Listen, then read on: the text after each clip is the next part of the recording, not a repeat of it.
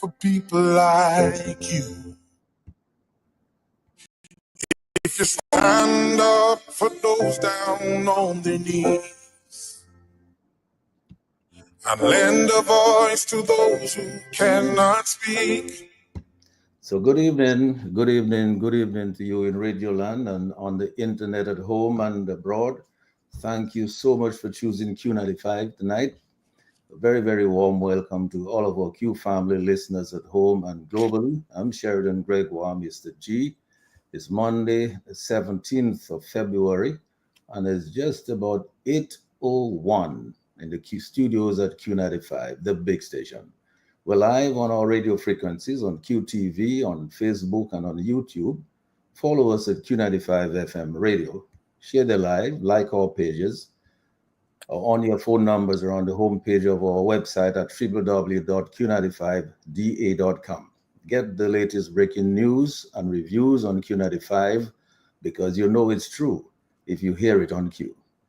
But tonight we are hosting a very, very special program to honor the life and times of Mrs. Alberta Christian, mother of our great friends Gabe Christian and Dr. Sam Christian. We all know very, very well in the Q family. And it is probably fitting that we are doing this in this time slot on a Monday night at 8 p.m. because that is a time slot that was occupied by the In the Spotlight program, which was hosted by the late Ferdinand Frampton, where she recognized and honored the lives and times of many deserving Dominicans at home and abroad. And I am giving some very, very serious thoughts to bringing back that program to honor the memory and the legacy of Ferdinand Frampton. So I'm joined tonight by Justice Dr. Irving Andre, Attorney Gabriel Christian, Dr. Sam Christian, Hildreth Christian. And we will talk about the journey of the life and times of a truly remarkable woman, Mrs. Alberta Christian. She was born on June 12, 1929 in the village of St. Joseph. She dedicated her life to serving and advocating for people with disabilities. After a long and fulfilling life, Alberta, a resident of Upper Marlboro, Maryland, passed away on February 4, 2025 in Hyattsville, Maryland. Throughout her career, Alberta made significant contributions to community development. During the dark days of the World War II, she was the president of the St. Joseph 4-H Club, which grew a victory garden to augment the scarce food supplies in Dominica as the U-boats of the Nazi Germany decimated the shipping of Britain, the United States, Canada, and other allied nations. Following the war, she was a pupil teacher at the St. Joseph Government School, a telephone operator, an early member of the Dominica branch of the British Red Cross, and a mental health nurse at St. Luke's Mental Home. However, it was as the director of the Dominica Workshop for the Blind that Alberta Christian made a mark on the national scene by raising poverty-stricken and marginalized blind Dominicans into becoming dignified producers of craftwork such as baskets, trays, hampers, and table mats. She mobilized the blind to raise funds in alliance with the Dominica Lions Club for their own workshop at Goodwill, even in one instance organizing the very first series of concerts by blind actors in the history of Dominica and perhaps in the Caribbean. And in so doing, she played a critical role in improving the lives of the blind and other disabled persons through craft industry education and empowerment. Her dedication to this cause was recognized by the government of the Commonwealth of Dominica, which awarded her the Meritorious Service Award Medal in 1982. She was preceded in death by her beloved husband, Wendell Mackenzie Christian, who served valiantly as a British Army veteran during World War II and later became a respective station officer with the Dominica Fire Service. She also mourned the loss of her son, Dr. Wellsworth M. Christian, who served as the Chief Veterinary Officer of Dominica, and her cherished daughter, Crystalline Christian.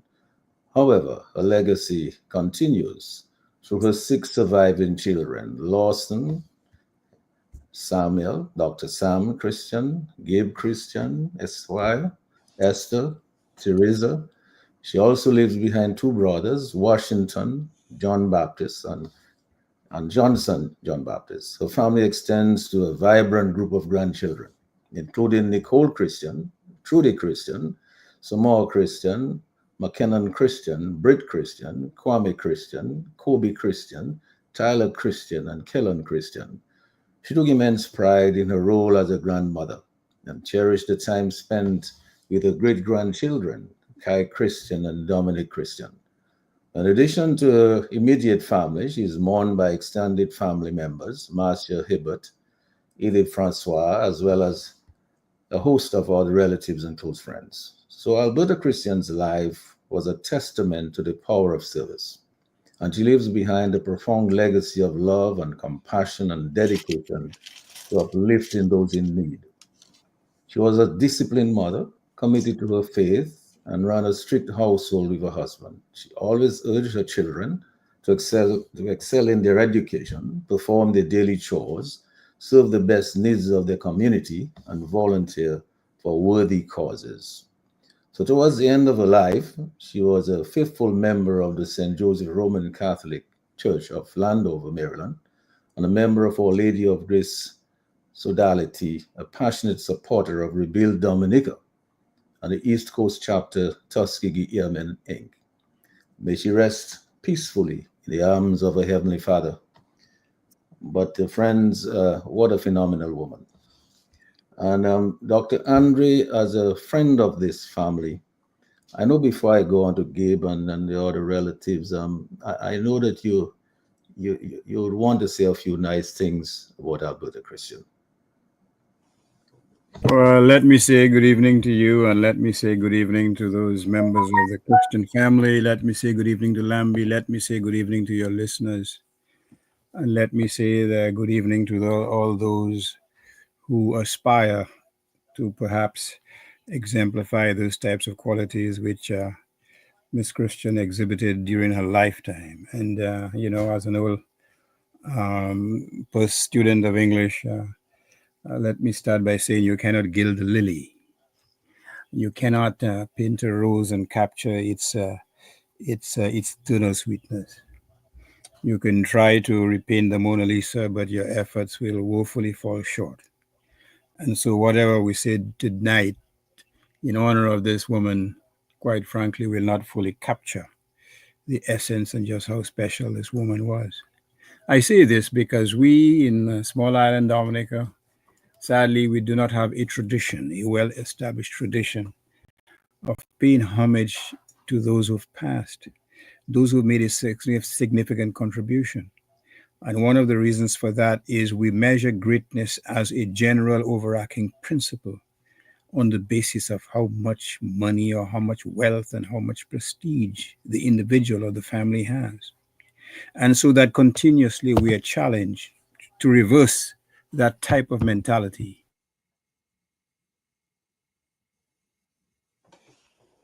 Your mic is muted, Dr. Andre. You need to We unmute are your. challenged to see the intrinsic goodness of someone like Alberta Christian, someone who toiled in the wilderness without much fanfare and in many respects without much help, who dedicated her life to helping the underprivileged, those whose futures were not buffeted by the winds of privilege, those who had no pretensions to any success other than the sweat of their brow.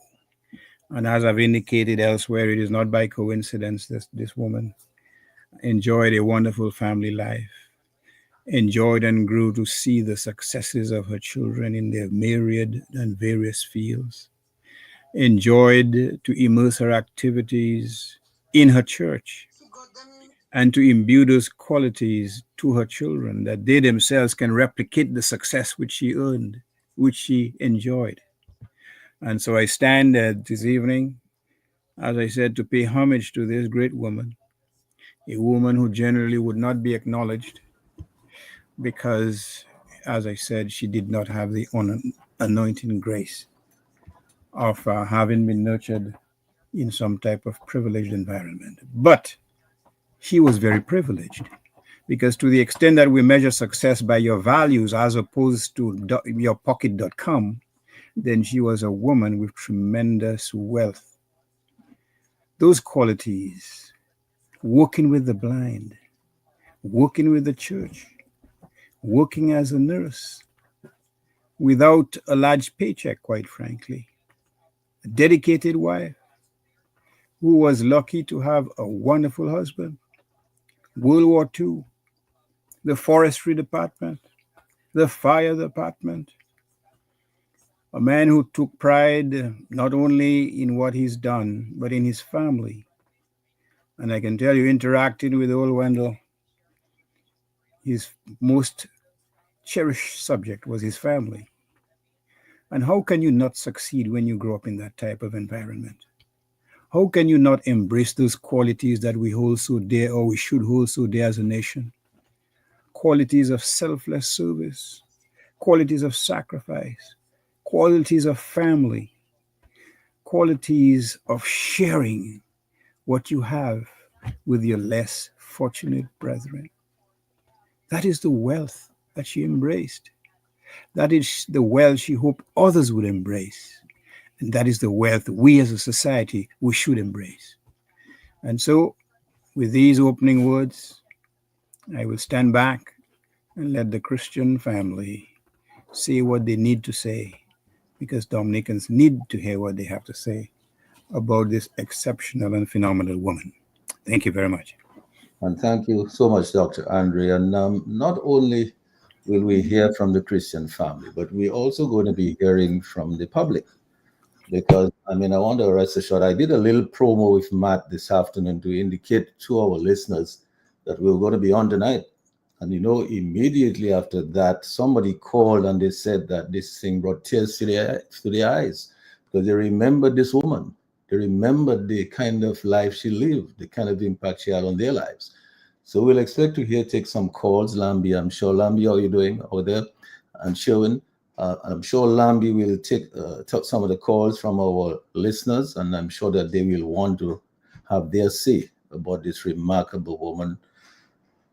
But as we go along, I wanted to go to you first, Gabe, because you and I spoke about this first, and obviously it must be. You need to tell us what it was like growing up under the tutelage of this remarkable woman. And you want to unmute your mic, Gabe. Blessed good evening to you, Mr. G. Blessed good evening, Brother Lambi. Blessed good evening to our brother, Dr. Irvin Andre. I want to give a recognition to my beloved sister Esther, who is a primary caretaker of our parents. And yes. I wanted to also. I just recognize Esther joined us. Esther, how are you doing? Good. I'm great. Thank you. Okay. We have the Convent High School in the house. All the rest are DGS people. We have Dr. Sam and Hildreth Teresa. I will be very brief to say that if I can use two words, a nation builder. Nation builder. Our mother sacrificed so much for our community in Dominica, the blind community in particular, the disabled, and for the nation. One of the things she said to us growing up is that I want you to grow up to be an outstanding citizen of the state and to make your contribution to the nation where you were born. And so none of us have forgotten Dominica, and we've done all we can to burnish the image of our country in the tradition of our parents, whose legacy of service, both in the military during World War II, as a policeman and fire officer, our dad, and of course our mother, as a pioneer, the first director of the Dominica Workshop for the Blind, which may have no parallel in the Eastern Caribbean. We do not have one going back to the early 1960s that we know. But certainly taking not only the blind from poverty, stricken conditions and marginalization, but to the world of productivity and industry, not a handout, but a hand up, not giving a man a fish and spoiling him for life, but teaching a man or woman how to fish and setting them up for life. And it was so moving for Danny Lugay, MP for Goodwill, former MP for Goodwill, to send us that video of a hamper that was crafted by the workers, the first generation or maybe second, more than 30 years ago. And when you look at that hamper, it looks like it came off the shelf yesterday. Interestingly, I'll have the listening public know that O.J. Serafin himself said he used to buy them in the 60s and ship them. And 20 years ago, he went to St. Thomas and found a hamper he had sold in St. Thomas in the 1970s, still going strong. So a separate statement about the productivity of the Workshop for the Blind. And we want to send a shout out and God's blessings on all of those workers who are still there working, in particular Erilyn Bastien, whose children contacted us yesterday. But we hope that our nation can take a leaf out of a book of discipline, parenting, strict, she's very strict, very kind, but very strict, and purposeful living. She we were not volunteers, we were voluntold. She would tell us to help the blind, carry them home. And I will stop here and allow my other siblings to give their own input into sharing with our nation the service that she gave. And it's my hope we can show ourselves worthy of her sacrifice. Thank you. Indeed, indeed. I believe we have something from Danny Luge, which I will ask Lambi to play in a while, because he did do something about that school, you know, and he did a very nice little video. But we have the audio of that. We'll ask Lambi to run that in a little bit later, you know, not that you can cue it up, but also the song that you opened up with, Lambi. Love that song. I think it is most appropriate. We'll ask you to play it again a little later on. And then I've asked you to key up, Sherwin asked you to key up a couple of other voice insert there. So you just keep them on standby, which will run for us a little bit later, because they're most appropriate. These are testimony, people giving testimony to what this lady, the impact this lady had on their lives. So let me just go to Sam. Sam, how are you doing? I'm doing great, Mr. G, and greetings to all mentioned before. Protocol has been established. And with all due respect, I want to defer to my sister Esther, who has been the principal caretaker of Mom in her latter years and before that as well. So Esther, if you would say something about Mom. By all means, by all means. Thank you, and just echoing the sentiments and greetings to all, Mr. L and Mr. G. We're using the letters here. Mom was, one word that describes my mom is visionary. She was also full of gratitude, humble. She had so many reasons, because of her many talents and her blessings, to be what they call uppity, but she wasn't. She always deferred to the grace of God and to his blessings, being a very spiritual woman. And so when one word, as I said, that really encompasses her being and what she meant to me as her daughter and also to the family, is just her vision.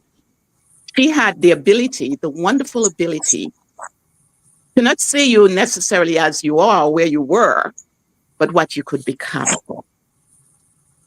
And that, I think, drove so much of what her energy in life. I think it's actually drove her work with the blind, but even before the blind, with her own children. I'm not quite too sure how many people were aware. Her very first child was developmentally disabled. And at that time, having a developmentally disabled child, or developmentally challenged, as we now call it, was almost a burden, considered a burden on many families, to the point that they would keep their children with those type of disabilities hidden. My mom, from the time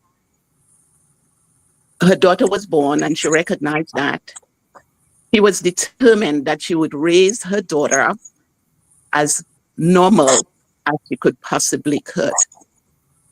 She was one of the first parents, if perhaps not only one of the only parent then, working with a nun who was one of the founders of the St. Martin School, Sister Borgia. I'm not quite too sure how many of you in the group remember Sister Borgia.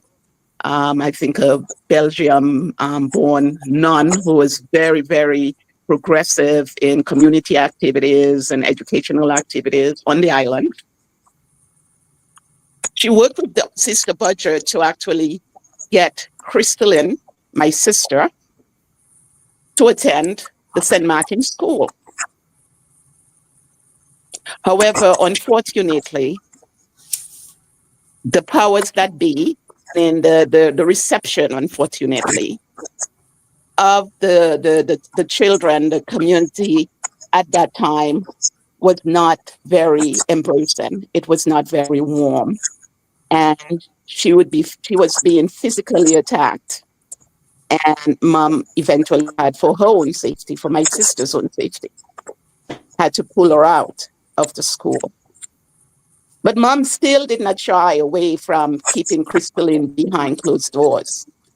If anything at all, many people would be aware Crystalline was almost considered an extension of my mom, because Mom took her everywhere she went. And eventually, when she became the director of the workshop for the blind, she brought her on board as well to learn some skill sets. So that was my mom, essentially. That was just one of the very powerful examples of my mom not just seeing what is, but what could be. And we'll talk, I'm sure, later about, as I think the Irving or Gabriel talked about, doing the fundraising for the blind and involving them in theater. You know, I mean, at the time, the fact that, again, being blind, having a disability, as the word was then, you were shunned from society. To bring you forth to the public, it takes a lot of vision to say they can do it. They may have a challenge, but they are very functional. And so they have very strong capabilities. But I'm not going to go on and on, because I know there are the members of the family that will also give their insights and their perspective among.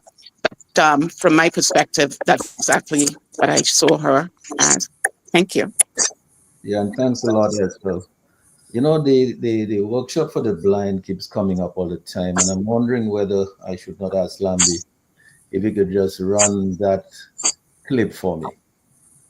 If Lambi, if you could put your hands on that now, if you could run that for me, that would be very, very good. It was produced by Danny Luge.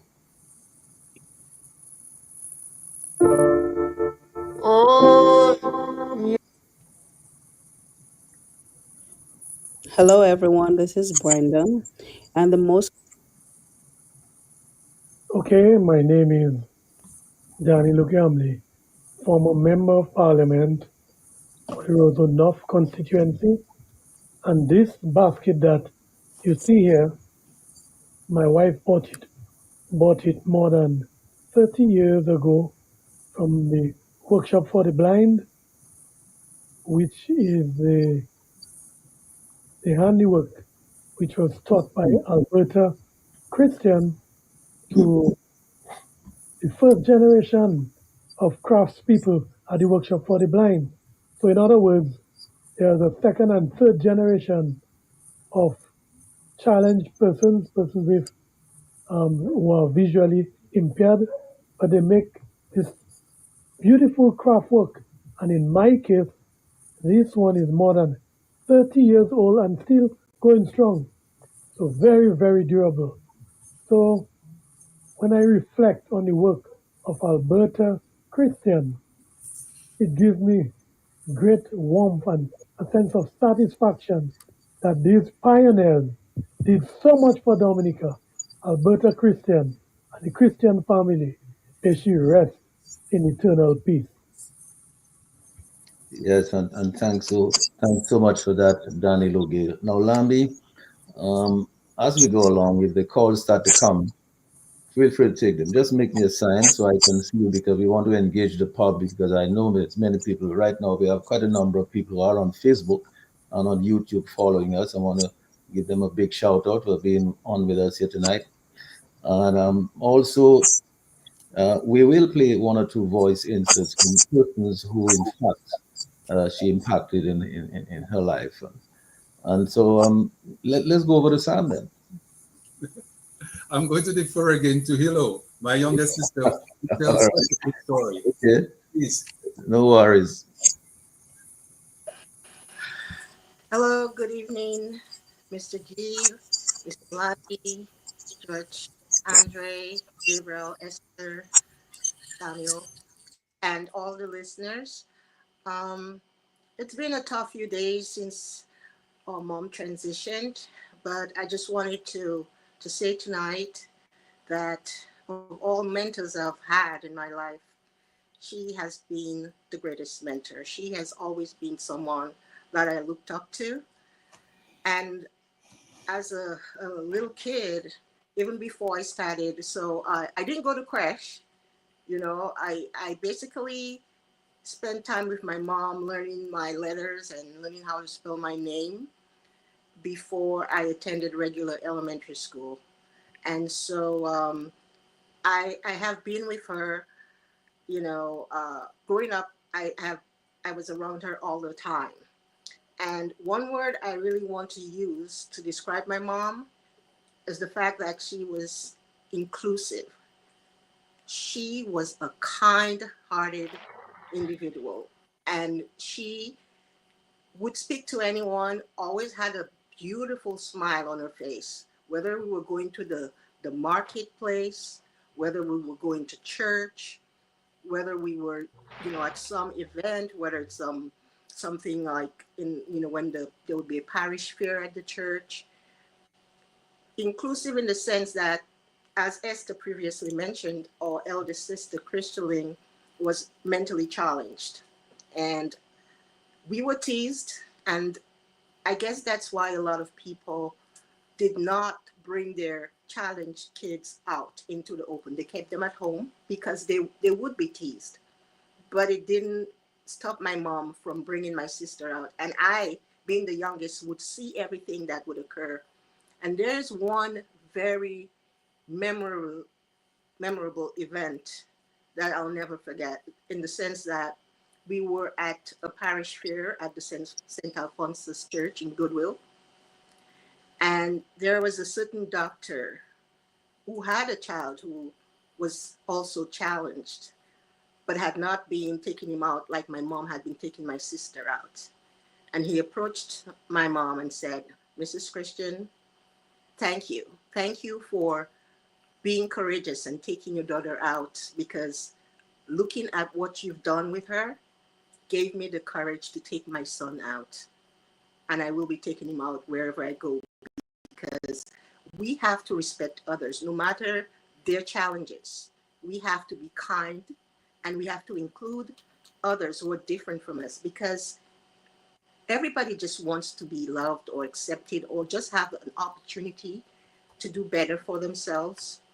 And my mom worked hard to make it possible for people who were visually impaired or blind, or people who were mentally challenged, making it possible for them to work, produce really good, strong items at the workshop, and have a sense of pride in their ability to support themselves and their families. And so it's this inclusiveness, and even people who my mom would come across who didn't have much, whether in the way of food or clothes, my mom was always the sort of person who tried to help someone out, to give them something, to help them get back on their feet, to probably give them leads on how to probably get a job. She did so many things. And I'm always happy to remember what she stood for, because it has helped me become the person I am today. Excellent, excellent. Sam, you keep deferring to somebody else, so I hope it's okay for me to come to you now. But certainly, I imagine it must have been pretty awesome for your guys to watch your mom immerse herself in all of these inspiring works as you're growing up, Sam. Well, first of all, I want to thank you, Mr. G, and Justice Andre for making this possible. Lambi, my good friend, it's good to see you. God bless you. I want to say a special hello to all the amazing people of Point Michel, Scott said, Gallion, and Soufriere. I want to say a special hello to Trudy Christian. I've been listening to her commentary on the Calypso competition, the great work that she's doing there, and in so many instances. And she certainly among the most loving of mom's grandchildren in a very special way, herself and her mom, Alicia Jacques.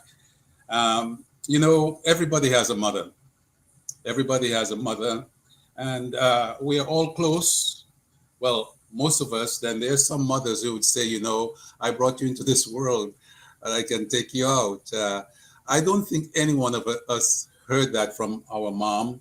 She had that kind of unconditional love, and it's as Gabe pointed out, it's, you know, the nation building aspect that we want to really emphasize about my mom.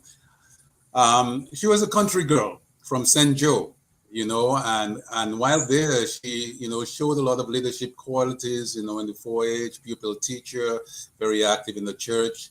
And people of St. Joe at the time thought that dad came and took their best girl. You know, that kind of happens. But on the other side, there was a feeling that, you know, the Christian family was well established, and there was a little bit of pushback against, you know, this country girl, what she was going to bring to the table. Well, she really brought a lot, and she continued her same trajectory throughout of leadership, of service, of nation building.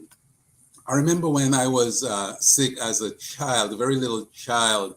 I had probably some kind of flu, like what's going around these days, and I could hardly breathe. And you know, nothing's worse for a mother or for a parent to see a child who cannot breathe. You know, you want to be able to breathe for them, but you can't.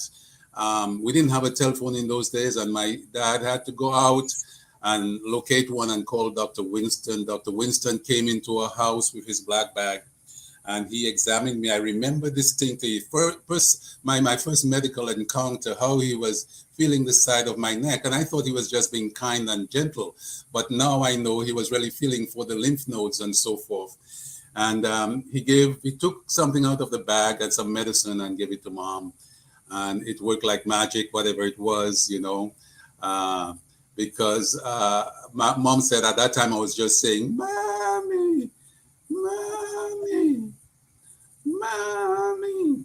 And she said after she got that medicine from Dr. Winston, she knew I was getting better because I started saying, want more, want more, want more tea, you know, and I drank to rehydrate myself, I suppose.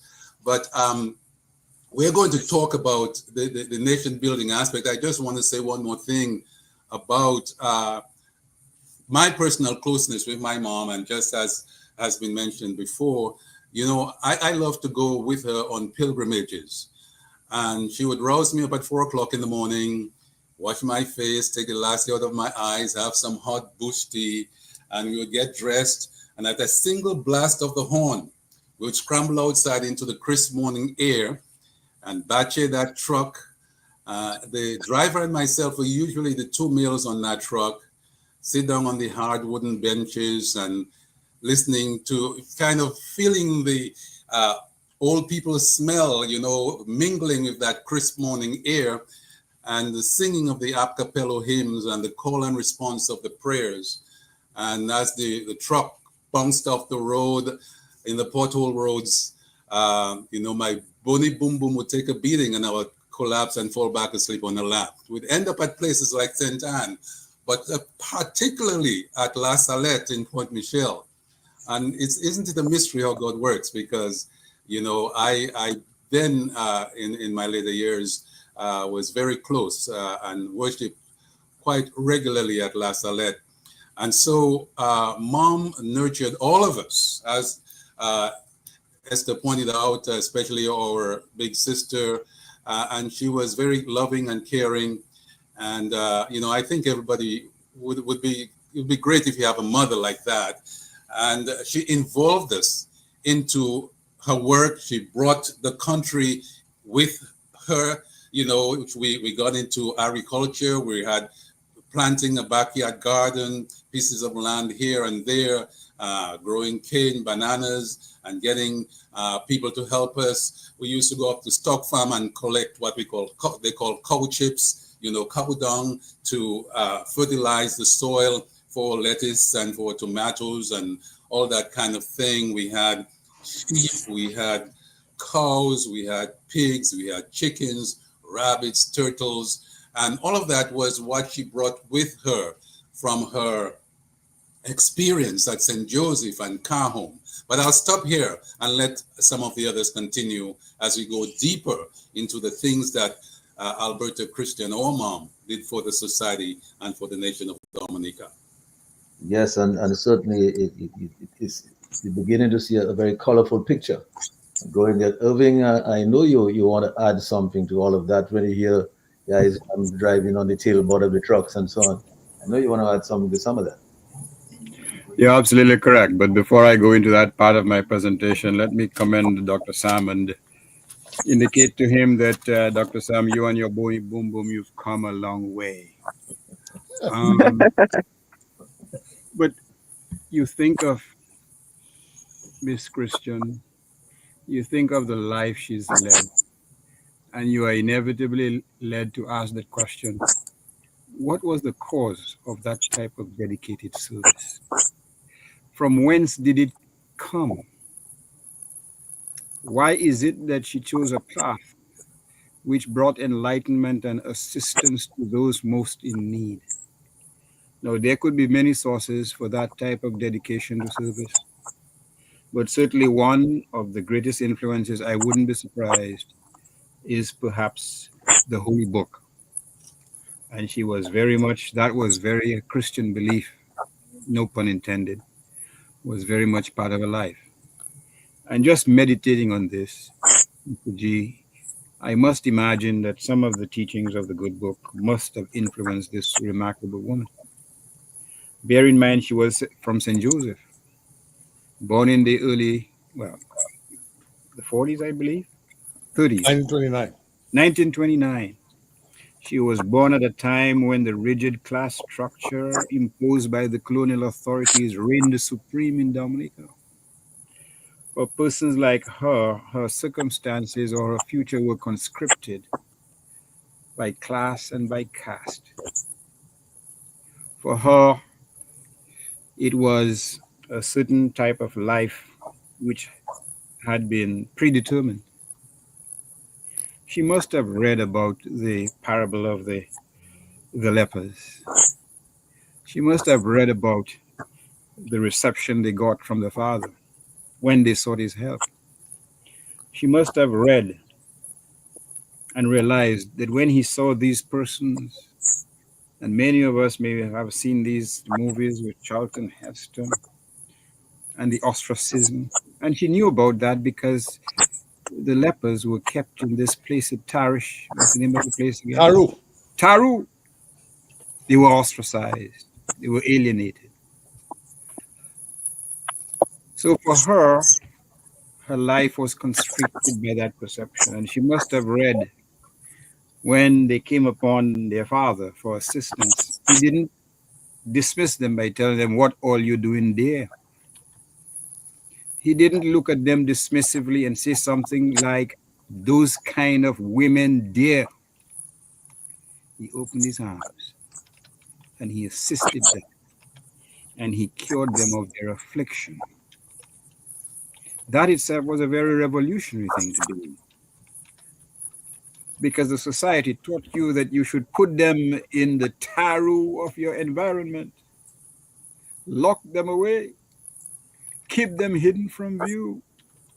There's a famous doctor, Dr. Edward Watty, of blessed memory, some people like to say, who once told me that when he went to the grammar school in the late 30s and early 40s, when he attended at certain home in Roseau, he had to go through the back door via the kitchen.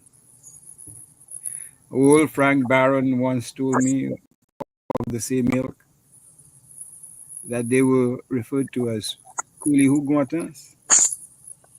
And we know the story about Edward Oliver Leblanc. He would oftentimes say that when certain folk came visiting for political reasons, they would be treated as royalty. But when they went to Roseau and got a few yards of khaki for their bananas or plantains, it was as if they didn't exist. And so we have to put the struggle and we have to put the life of Mrs. Christian within that context. And it is only by putting it within that context that we can understand and appreciate the enormity of her success, of her contribution. In many respects, she was perhaps the last of her generation, a generation dedicated to service, a generation who was nurtured by the biblical admonition that by the sweat of your brow thou shalt eat bread. But not only that, not only you should eat bread by the sweat of your brow, but that bread had to be shared. Is it 5 loaves and 20 fishes, or is it 5 loaves and whatever fishes? I can't remember, Mr. G. The little that you have had to be shared because there are always others who are less fortunate than you are, just as there are others who are more fortunate than you are. But you have to have the audacity of hope. You have to have the strength to say that with what is given to you, you will achieve. You have to have the conviction to say that against all odds I will succeed. You have to have the perseverance, the perspicacity, the dedication, the commitment to say that irrespective of what impediments, whatever big stone you place in my path, I will circumvent it and I will achieve my goal. And I think that best explains, Mr. G. I'm back on that. I'm not a psychiatrist. But I think that probably best explains the strength of this woman and why it is that as we speak, you have Christians all over my screen Oh, succeeded in every walk of life. oh, I don't think that they did so because they bought a lottery ticket at the Dollarama store next to the Christian household. I think they did so by working hard to get into university and pushing, and not only just pushing, but pushing each other, which is the fundamental point. And not only entering that door of privilege and success, but leaving the door open. And what a better example do we need as a community in 2025 when that message is more relevant than it has ever been in the history of Dominica. Again, I will take my leave and I'll let the Christian brothers and sisters continue the dialogue. Thank you. yes, you can see the good work of Alberta all over the screen here, all the Christians on the screen. Gable, just before you come in, I wanted to just remind us that you know in those days it took a village to raise a child, and I remember my mama. In fact, every time we didn't have much at home, but every time she would cook, she would say, you know something, you have to give a little extra just in case somebody stop by who might be hungry, might need something to give them to eat. And I believe that was the philosophy of the people who lived in those days. But Lambi, before I go on to Gabriel, I noticed Linda is trying to log in, and I'd like to be able to take Linda as soon as she can come in. Um, Linda, maybe what you might want to do is to try to turn off your video. Maybe your signal might be strong. If you turn off your video and just leave your audio on, it might work a little better for you. Are you with us now, Linda? I'm not sure if she can hear us. All right, so let me go over to you. I wanted to just run at least one of those voice inserts from some of those people who had some lovely things to say about Alberta. Hello, everyone. This is Brenda. And the most memorable things I remembered about Mrs. Christian is how nice she was to me and my family, They would read around the time blind very often, as my aunt worked there with her. And she welcomed us there, and also in her private space at her home. We were welcome there as well. And the most memorable day that I have being in her home was when Hurricane David hit. Her home was our shelter. That's where we took shelter. You know, the family, Mrs. Christie and her husband, they all welcomed us. We had food to eat. They kept us warm, and the whole family embraced us. I want to say thanks to her for that and to her entire family. May her beautiful soul rest in peace, and condolences to the family. She will definitely be missed, and I will never forget how nice and kind she was to us.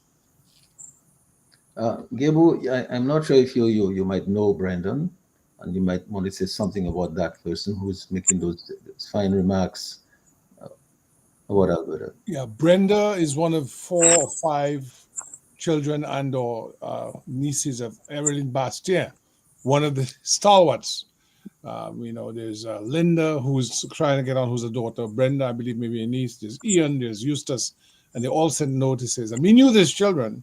And so we knew them as little children. And now they're grown. I think Brenda is a computer scientist or an IT professional in New York City.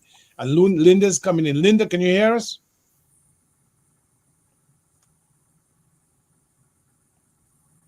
Linda, can you hear us? If Linda is here, maybe her mic may be muted. But I know Linda also sent the voice clip that I sent you. But yeah, there you go. Now she can hear us.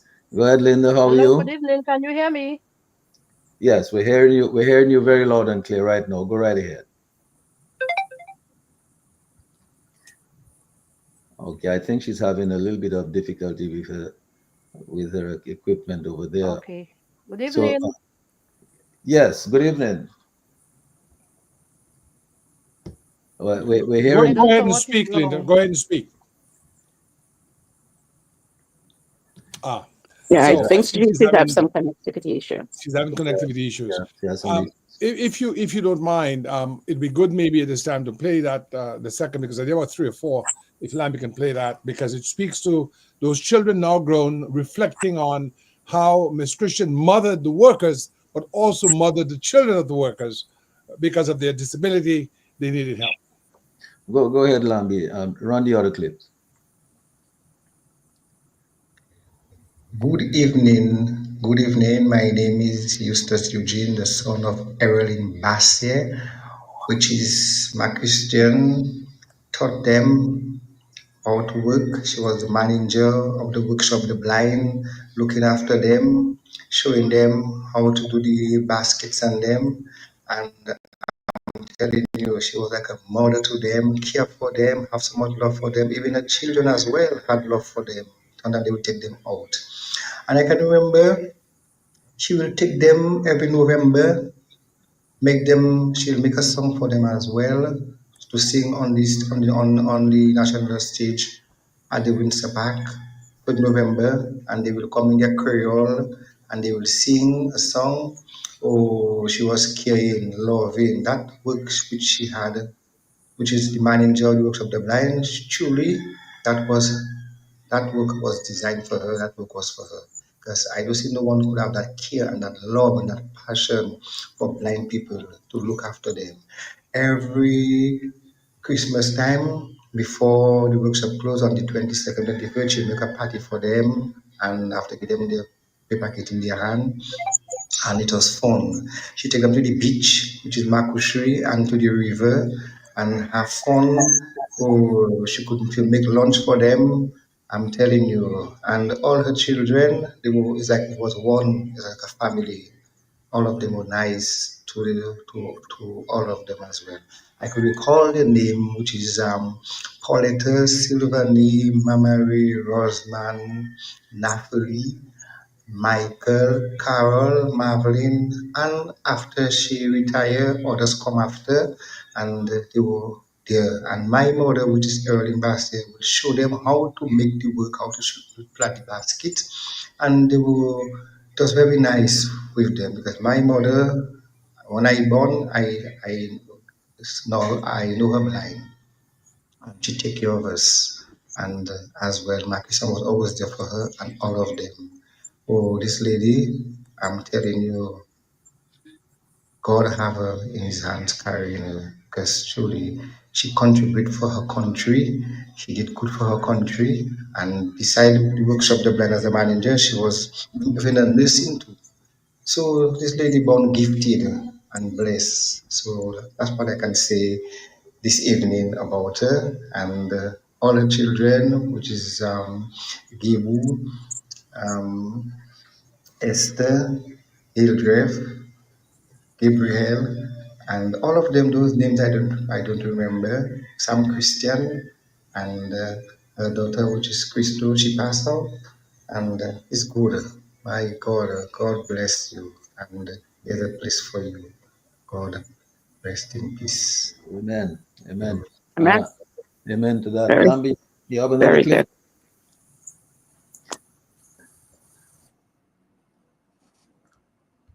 Celebrating the life of Albertina Christian. My name is Fabian Cook, and I am a nephew of Erilyn Bastier, my blind aunt. I'm going to say a few words about Mrs. Christian as I remembered. Mrs. Christian was an amazing woman. She was like a mother to me and my siblings. Mrs. Christian was very good to us all. As a little boy growing up, I remembered how great Mrs. Christian was to my blind aunt, Erilyn. She treated my aunt like family and not just a worker. We were always welcome at her home at any time, and in those days, you never had to call. You just showed up, and we were welcomed. One of my most fond memory is Hurricane David, 1979. The Christian home became our shelter, and we all were in there like one big family. The most interesting thing I remember running in the midst of the hurricane to get to her home. You know, I felt the denseness of the rain hitting on my chest, pounding on my chest. Every now and then I had to go lay flat because the debris, the zinc flying here, there, and there. But we finally made it safe to a home. We were welcome. We were embraced. We got something to eat, something warm to drink. We prayed together like a family. So I'm saying how wonderful Mrs. Christian was, how loving she was, how open-armed she was to my family. She embraced the blind. She taught them how to sing. She treated everyone like family, especially my aunt. There was a special bond between Mrs. Christian and my auntie Erilyn. She took her to church. She took her to any convention that the Catholic Church was having, pilgrimage, as far as I remember. They had singing competition. So she was like a mother to me. She was like a mother to my siblings, my cousins. I can't say nothing bad about Mrs. Christian in my memory. So I have to say, thank you, Mrs. Christian, for everything that you have taught us, everything that you have done for us. You taught us discipline, you taught us God, you taught us faith, you taught us hope. And I want to say to the Christian family, accept my condolences from my family to your family. Hold strong, hold tight. May her soul rest in eternal peace. Thank you. So, Gable, Thank you. you hear all those testimonies, right? I mean, obviously, that sounds like there was some greatness in there. What would you like to say about your mom? I just want all Dominicans, all our people at home in Alberta to understand that our mother was an employee of the government of Dominica. She was not running a private business. She was a civil servant following the general orders, responsible for government property, turning a profit, but that would go to the workers. But what she did was she used, none of us were civil servants, but we were enrolled in that army of service. We were not volunteers. We were voluntold. You take my Mary to River Street. You take my Erilyn to Lot Boar, Balau Town. And then we would have to hold them by the hand and go through the gauntlet of sometimes a very uncaring population. In those days, if you were disabled or whatever they call you, Vemuna Veg or Mumu, if you're disabled, it was very tough. And we had to grow thick skin because the society at that time was very uncaring with regard to the blind. I want to echo my sister Esther when she talked about how in those days, if you were disabled people, you were a hidden figure. You're a hidden figure. You'd be kept at home, sometimes in very bad condition, because people were ashamed of the disabled. Our mother humanize the disabled in Dominica. And in the words of Peter Azil, she was the mother of the disabled. Gabe, can I disturb you 1 second? Let's take a call from Lambi. Good evening, caller. Please go ahead. Yes, good night. Good night. Michelle. I know I'm Gabriel Christian very clear, very good, because I can recall Hurricane David. That's where my mom and my sister, my brother, and myself shared the Hurricane David. And also, Mr. Christian was looking up at stock farm with my grandfather and my cousin. Well, my grandfather and my cousin, they both passed away. So I know Mr. Christian and Mark Christian very good. And also Gabriel Christian and the others, but I can't really call the others' name right now. But my name is Cecil Michel, and my mother name is Agnes Gashet. I don't know if Mr. Christian, Gabriel Christian can remember that Yes. name. Yes, sir. Yes. I can remember you. Remember him very well. It's good to hear your voice. With Mark Errolin. Upper Water. Yes, most Gabriel. definitely. You can remember the lady I speak from Agnes. Oh, yeah, we remember Miss Agnes very well. My Agnes, we remember we rescued her about 2:30 in the evening, in the afternoon. Exactly, and she was in shock. Exactly. And she kept talking until about 7 p.m., until my father gave her instruction. And she said, okay, enough patwa in the house, Agnes. I remember you all very well. We had 75 people in the house. So after I hear the program, I feel let me give my interview on that program, because I know you, I know your father, I know your mother, and your another sister. She wasn't 100% in. What's her name? Christo. That was Christo. Crystal. Exactly. So thanks for my taking my call and interacting with you all. So have a blessed night. God bless you, and we remember you and your family very well. Thank you. Yeah, blessed night too. Lambi, if you have another call, we'll take it. Caller, please go ahead. Well, thank you so much for taking my call, Mr. Sheridan Gregoire, Mr. Gabriel Christian, Mr. Sam Christian, and Teresa. Teresa, your name is really the name of Salisbury Catholic Church. But tonight it's really about your mom, and I want to express my sympathy. My name is Dion George, and I call just to share my view. I think Dr. Andre is just an amazing guy. I say that because he is always on the program, and to share it with Gabriel tonight, I know it's because Gabriel is his brother. And I want to tell Sheridan Gregoire, that's very nice what he's doing. It's very nice to celebrate the life of Miss Alberta Christian. I just think it's good. What I will also say, may God bless Gabriel and Sam Christian as well. And Sheridan, I have to call Sheridan name. Sheridan find time to do calypso. Sheridan find time to do all his ads, but everything else. But tonight, he decided to give it to Gabriel Christian's mom. I think that's very good. And I just wanted to call and say, good night, guys. I just wanted to share my voice. Mom is sleeping, but the inevitable might happen. It's what it is. It's life. Yeah.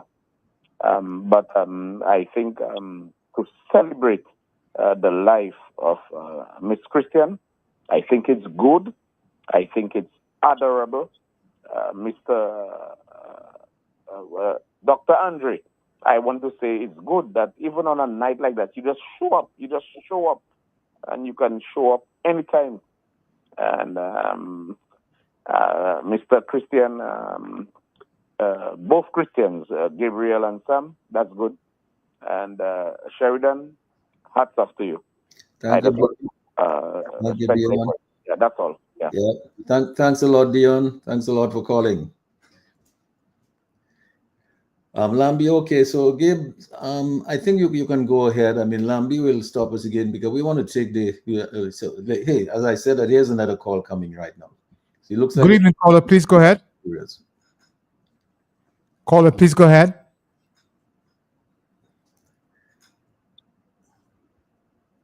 You lost that call, Lambi. So the caller will call back. I'm sure that they will have a little patience. Maybe they were holding on for a little bit longer than they had intended to, but I'm sure they will call back. If they do call back, you'll just make us a sign. We'll take the call. We want to take the people's calls. You want to take it right now, Lambi? Yes, you have about 3 calls. Good evening, caller. Please go ahead. Yes. Lambi, can you hear me? Yes. Yeah, if you can hear me, please. You know, the reason I call back, Gabriel is a fella who always prays with me. And when Gabriel prays with me, he always says the Lord's Prayer. And he says to me, Our Father who art in heaven, hallowed be thy name. Thy kingdom come, thy will be done on earth as it is in heaven. Give us this day our daily bread, and forgive us our trespasses, as we forgive those who trespass against us. And lead us not into temptation, but deliver us from evil. My brother, I give you a prayer tonight. I give you that prayer to you, to Sam, and to your both sisters, and to everybody on the line. I bless you and I love you. And I wanted to call back and say that. Thank you. You are a man, and for you, I love you, and good night. Thank you. Good night, Dion. Thanks a lot. You want to take another call? Okay, so let's go then. I mean, as the call comes in, Lambi will make us a sign. But we want to take the people's calls. I think we want the people to empathize with your mom. So one of the things I wanted to say is that our mother. So Irving gave a brilliant historical exposition. In the days when we grew up in Dominica, there's a huge dichotomy between town and country. So you're from the country, you're country buki. They say Moon Batali or something like that, Muto Batali or something like that. A lot of derogatory terms, country buki and those things and so on. It's not like today. And so coming from St. Joseph and having been a leader at St. Joseph, Father Bogard, so there's a Father Bogard in Dominica and a Bishop Bogard. There's a Father Bogard in St. Joseph. And together with the father of people like Jane Chinokin, Ashley James, they put her up to go to the convent high school, but they had no money. Convent high school in those days was for high society. It was for people from Marilyn Roseau. Country girls couldn't get through. Certainly country girls of modest background. And so she ended up as a pupil teacher. But the most dramatic thing she did was, despite that, she was able to become the director. She was able to go to Trinidad and learn the rudiments of the trade of directing a workshop of the kind at the blind school in Trinidad. The first time she traveled was to Trinidad to get training. But what she did was when she came to the States, she entered college in her 70s. And so one day I'm here at the office working and so on, and the phone rings. My mother calls. She says, "Where are you?" I said, "Mom, I'm here working, taking care of cases." She said, "Don't you know what's going on downtown in Washington, D.C.?" I said, "No." She said, "Well, all the schools are here. The Department of Energy has a exposition of solar homes. MIT is here, Yale is there, Harvard is there. You need to find yourself down here." Now, when our mother told us you need to do something, she didn't ask you, she told you, and you had to jump to command. And so I made backflips, somersault, gymnastics, tumbled and whatever, and I made myself available. And I met the folks from Cornell University who won the first prize. That was in 2007. And as a result of that, within 3 months, the engineer, Mac Goldman, and the architect, Ben Ueda, were in Dominica. And the first ever building by an Ivy League engineering school was built in Dominica at the corner of the Cahome, Layu Road. That was because she wanted to bring into our country the technology of solar science and eco-education, teaching people how to live in harmony with the land and how to develop our agriculture as a means to begin to develop a cocoa industry in the cocoa growing Layu Valley where she was born. Our mother was born in the Layu Valley. And that was a sentiment. Gabe, let's take a call. Good evening, caller. Please go ahead. Caller, are you paying attention? All right, look like we've lost that call. They'll call back. Yeah, Gabe, sorry about that. So she said, look, we have good cocoa in Dominica, but we sell the cocoa overseas and we buy the chocolate bar. Why don't we go ahead and do chocolate in Dominica? And so to that end, in 2008, we got cocoa from the valley and milled it in Trinidad with Kayam Babulal. And that was the first milk chocolate by Dominican history with Dominican Enterprise. And in 2015, with Eric Reed and Chris Reed, we went to Dominica. We harvested beans with the help of Dexia, Mr. Thomas, and the others. Dexia, with the help of people like Dave Lloyd and Dr. Sam was there at the time, and Early Manuel, the Caribbean Agricultural Network. And we did the second international bar now.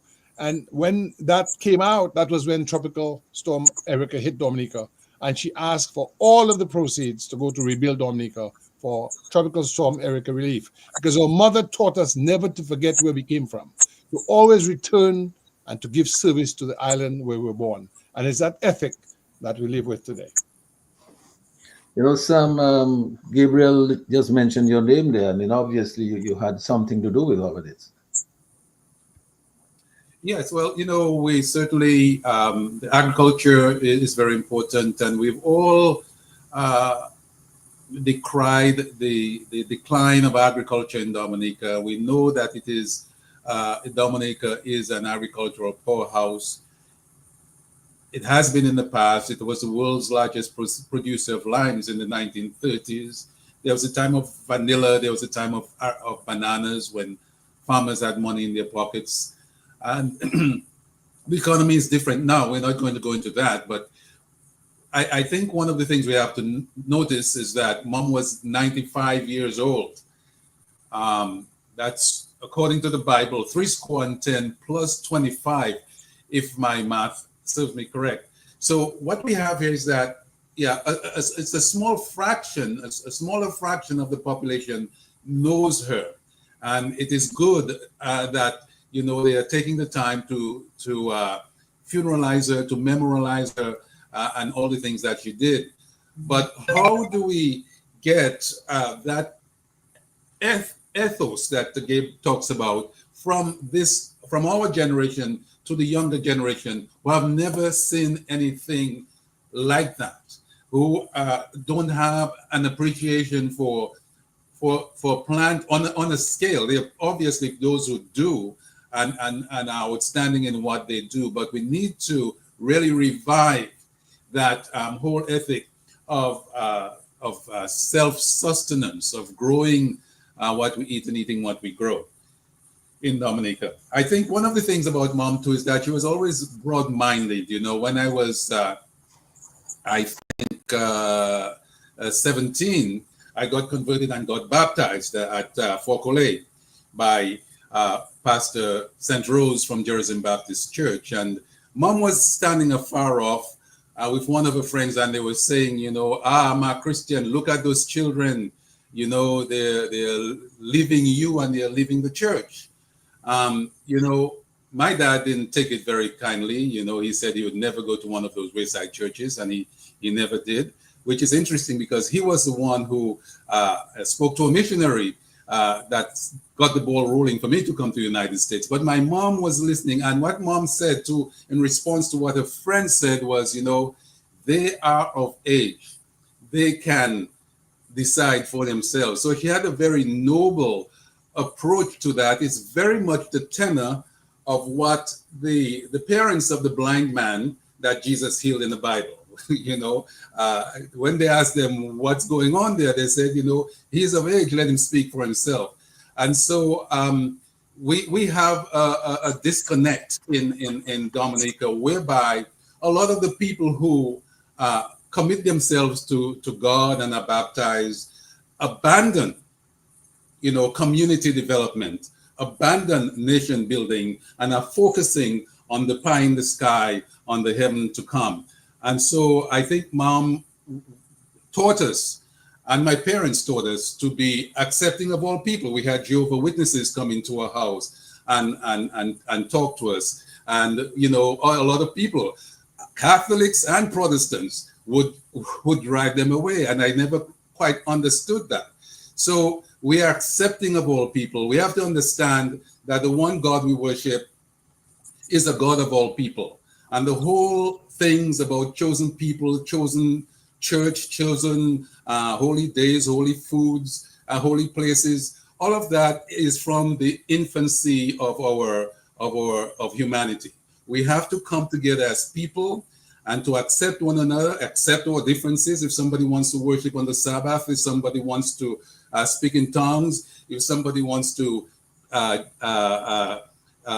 kiss the foot of the cross, whatever it is, burn candles, that's not what's important. What is important is how we treat one another. And as you listen to the calls and to the testimonies of people, I think that's what you're hearing, that she was kind, she was understanding, she was accepting, and she was embracing. And that is what we really want to celebrate here today. Yes, and Esther, yeah, let's do a call before I'll come back to you, Esther. Good evening, caller. Please go ahead. Good evening. Good evening. Good evening. My name is Oliver Totus Walsh from Pottersville. Boots on the ground. And, I would like your boots on the ground. I would like to share my sympathy with the Christian family. And I also would like to say that the Christian family, which is the elders, the father and mother, was like two soldiers from the army, and they were recruiting other members to their squad. So growing up in Pottersville, I knew Mrs. Christian and Mr. Christian. And these people, the history they left for us, the children today doesn't know anything about them. But I can tell you, they were the model that a family should adopt, that young people should emulate and be able to move forward with a future for Dominica. I knew Mrs. Christian as a mother because any child on the road, she would call you my child. And I knew her, she called me my son. I had a business in River Estate, and she had her vehicle operating. She used to drive her husband and her daughter. So when you see them, you either see the white hat and the chapeau pie on the other side, and then another nice straw hat in the back. That was the daughter. And when this lady come to my place in River Estate, at the time, Walsh Trucking, this lady would lecture my young workers. Like the school just opened. I sent them to do something for her because she was also a mechanic, you know. She used to drive. And she knew what was making the problem, the noise, or the slackness, or the whatever the vehicle had. And when she directs you, you go straight to the point. So that is the quality I knew of Mrs. Christian. But when she come, and I would send my men to my guys, young guys, to assist her.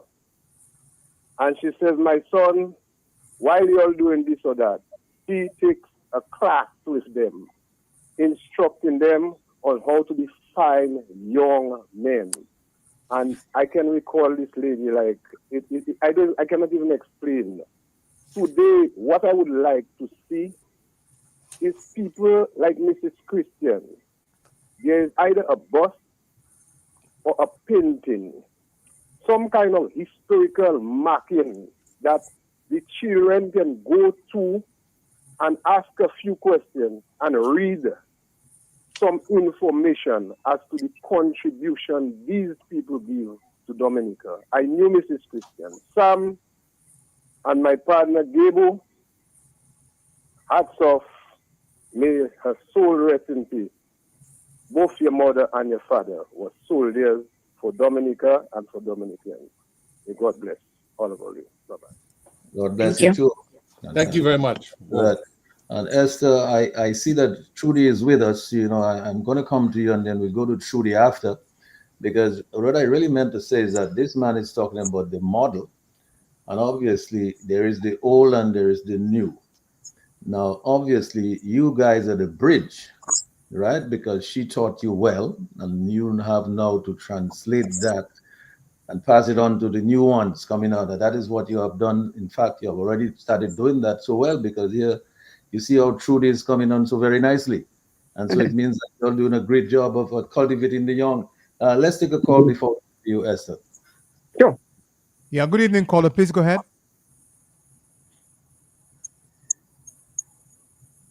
Caller, please go ahead. All right. Looks like you lost that call, Lambi. So let me just go to Esther. You have another call? Let's take. Yes. Caller, are you there still? Yes, go ahead, caller. Yes, I would like to say something about Mistress Christian. I tried to get on, but I could not get on. Okay. Go right ahead. Go right Yes, ahead.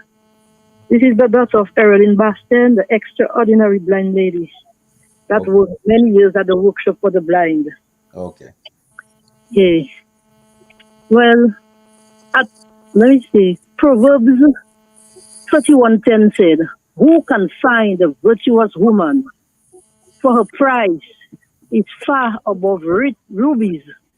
And 13 says, "She seeketh wool and flax, and worketh willingly with her hands." That was Mistress Christian. She was loving, caring, a remarkable woman, honest, full of compassion, phenomenal, a no-nonsense lady that raised intelligent and well-mannered children. I raised up at a young age. I raised up in Betong, and I know the workshop for the blind was very close to where I live. We would take our mom to that place. They were at the workshop for the blind at the old infirmary. And they stayed there many years. Mistress Christian taught them a lot of things. She was good in what she did. Everything she did it well. Then they moved up to the Red Cross, to the workshop for the blind in Goodwill. During that time, the hurricane passed. And then we came to Arishpit at a very tender age. So when that hurricane passed, we left our home under the storm, the wind and rain, and we run down to Miss Christian place. There was no parish Peter. This place wasn't residential. It was only cane and bush, and then that is where we run for rescue at Miss Christian place. Can you hear me? Oh yes, we're hearing you very clearly. Yeah. And then she took care of my mom. She would bring my mom to church. They had beach parties. She made them take part in DBS Christmas song contest. I can never forget when we went into DBS for rehearsal. Miss Christian took them in to the radio station. They had concerts. They had a lot of fun. Then after that, they moved on to the Catholic church at the back of the presbytery, the big Catholic church that was there.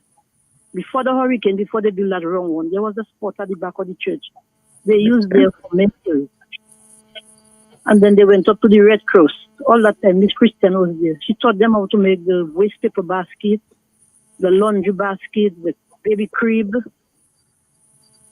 a mat, a lot of stuff. So Miss Christian was a very nice lady. She was loving and caring. She cared for us. She disciplined us.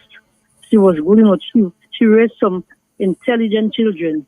They sowed good seed that fall on fertile ground, and they blossomed and became good and respectful human beings. So I must say, so much to say about Miss Christian, but I can't continue because time is limited.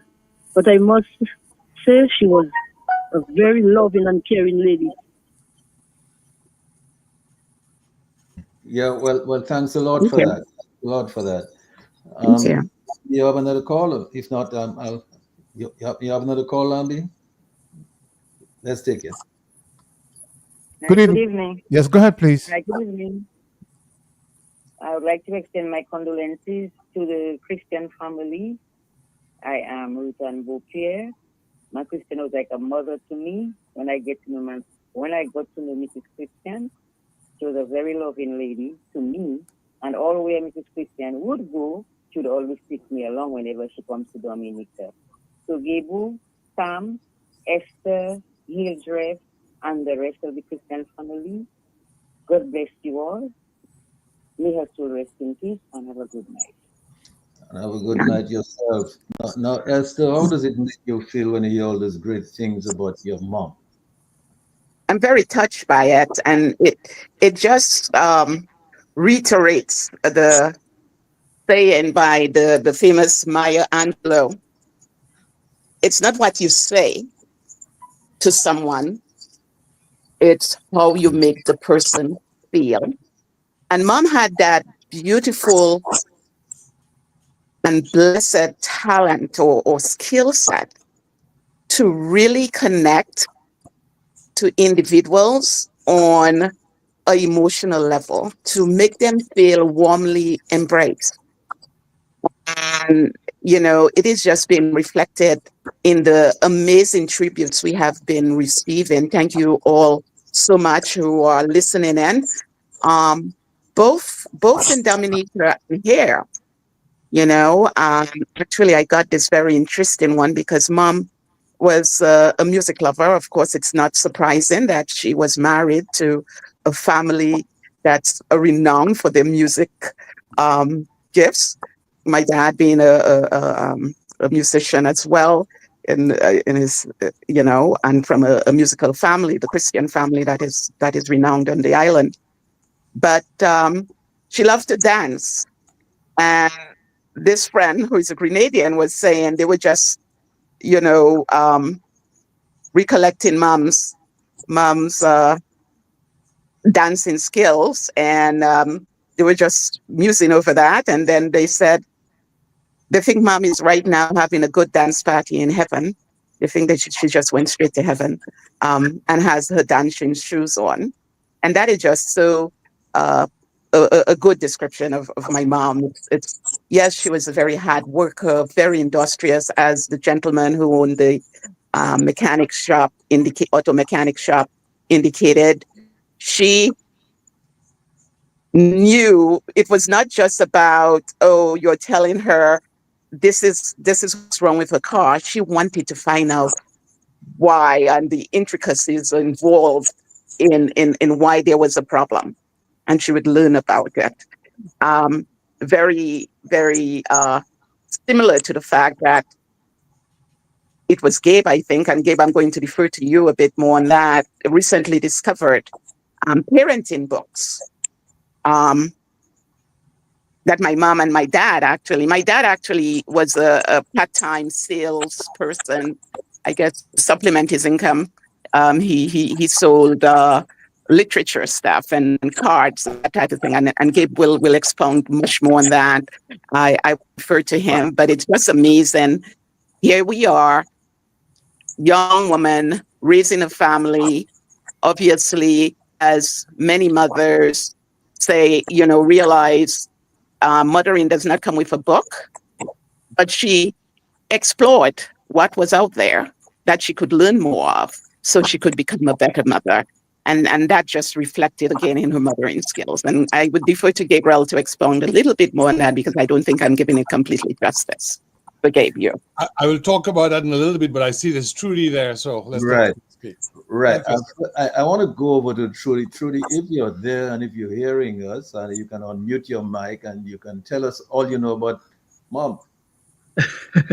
Good evening, Mr. G. Good evening, Lambi. I tried so hard to call in and I was just not able to, so I decided to log on. Good evening to you, and of course to my aunts and uncles. Good evening to you. I see you all on and looking so well dressed. I could not put on my camera because I cannot compare. So I did not want to.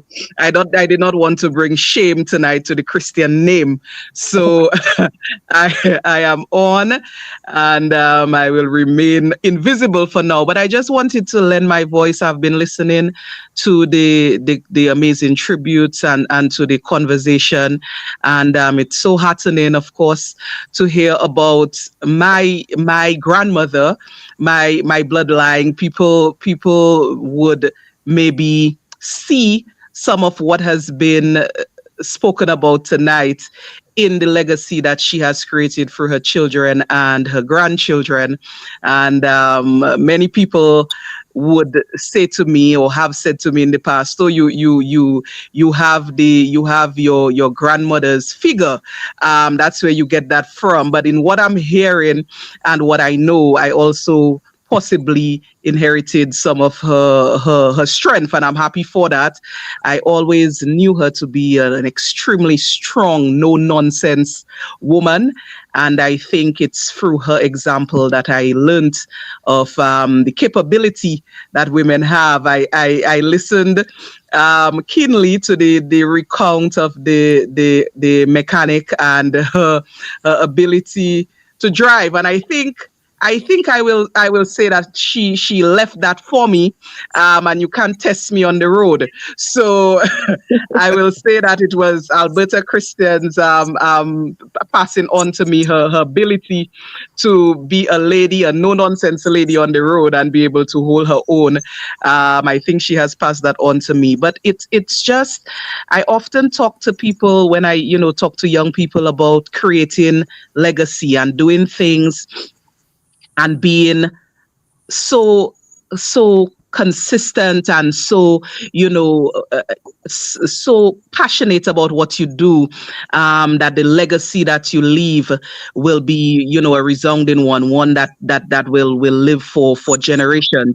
And in what my grandmother has managed to do, and in the lives she's managed to touch, and of course in the children she's managed to raise and the grandchildren that they've managed to raise, I see that legacy that she created is definitely strong, and I just want to acknowledge that. It's something that I am proud of as I listen to all the stories. And of course I know my uncles and aunts, the intellectuals that they are. I can know that legacy will be well documented. I can tell my uncles maybe are planning and plotting books, and literary pieces that will pay homage to that legacy. But it is just a night where I really wanted to add my voice to what is being said and to really acknowledge the impact that my grandmother had, not only on the family, but from what we're hearing, of course, on the wider society, the wider Dominican public. And that is so important. So although it's a time of mourning, but it's also a time of remembering and acknowledging and being happy of what someone could create in their lifetime and what they can leave behind. The last thing I remember thinking about my grandmother is that she is a fighter and she fought to the very end. I wish I have half the fight that she had, in terms of how she in those last years there, she hung on and she kept fighting. And if I could retain half of that fight, I think it would be good. So I that is the lasting image that I will have, that she was a true fighter, no nonsense person, capable, and definitely showed that women are able to accomplish so much and to be so much. So that is what I would like to say tonight, and I am listening keenly to what other people have to say about my grandmother tonight. But before I let Thank you you go, so much, Trudy. Thank you so much, Trudy. before I let you go, Trudy, it's important. We can't let you get away with the fact that we're talking legacy, and the grands like you have to now take the baton and run with it, right? Because I was saying to Esther, she's the bridge between the old and the new. But now Yes. she's passing on to people like you. You have to hold the mantle and take it forward. So what are you going to do about that? Yes, and I mean it's a big baton, and I mean that running and that race is a is a Herculean task. But in my own way, I will try as much as I can. Of course, I'm no stranger to Q95. When people on Q95 hear me, they hear me talking health, or they hear me talking about debates, and or they hear me talking about education, being an educator as well. So I will continue in my way to kind of carry on. Unfortunately, my grandmother never taught me how to do basket weaving or how to, but there are other talents that I will endeavor to contribute to society as I try to hold on to that battle and move along in life. And if God gives me the life and the strength that she had to contribute more meaningfully to our Dominican society, I'll continue to do so. Yeah, thanks a lot for that, Trudy. Mhm. Before I come to you, I wanted to go to Teresa, because we haven't heard much from Teresa, and I really would like to hear a little bit more from Teresa. What all of this mean to you tonight, Teresa? Well, it means a lot to me. It makes me feel happy to know that, had so many people that she was able to help, and people who really appreciated the way she treated them and the help that, they got from her. And my mom was gifted in many ways. She had what we consider a green thumb. I mean, she would plant and then she would have what you call bumper crops. And growing up, I would be with her going to plots where we grew probably pumpkins or bananas, and then we would take it to the marketplace. And you know my mom, she was never really about just making money, because she shared every time. It's like we would come home with some produce, the neighbors would get something. If we had a cow and we killed it at Christmas time, everybody got something from it. It wasn't so much about the money, but it's like she was grateful for what the land or what the animals produced, and she was very into sharing with others. you know. And I remember during like Christmas time, and we would have people come over. My dad would bake, the fruit cake, and we'd have sorrel. And it was always about people coming in and sharing with them at Christmas time. So it's all about giving back to others, being kind to others, being respectful of everyone. Those are the qualities that we experience growing up. And so those qualities are imbued in us. And those are the kind of people that we continue to be, even though we want to pass on generation. The inclusiveness, the respect, because everybody is important. Don't discriminate. Don't feel that you're better than someone else. Consider this human being a child of God. And it's, if there's ever do unto others as you'd like them to do unto you photograph, my mom's photo would be right there, because she was always doing the best she could for someone else. And it's just really great that all the listeners who were able to call in and express their condolences. Thank you so much, and thank you for the stories that you told about her, because you know again, it just emphasizes what we've known all our lives, that she is just was a great person. And we're just blessed to have had her as our mom. Well, Gabe, I mean, did you guys really know how much your mom had impacted the lives of so many people way back to the work she did during World War II, with the British Red Cross, and then, of course, the disabled persons with disabilities and all of that. Did you guys ever have an idea before tonight how many lives this woman have touched? Teresa, you wanted to Yeah, say something here? a quick story. And this story is called The Bench. And my mom, she Try taught to me speak a up a little lot. bit. Try to speak up a little bit. Okay, so I am saying that my mom taught me a lot, as far as she was really good with tools. She sewed. She had a sewing machine. When we were growing up, we would buy.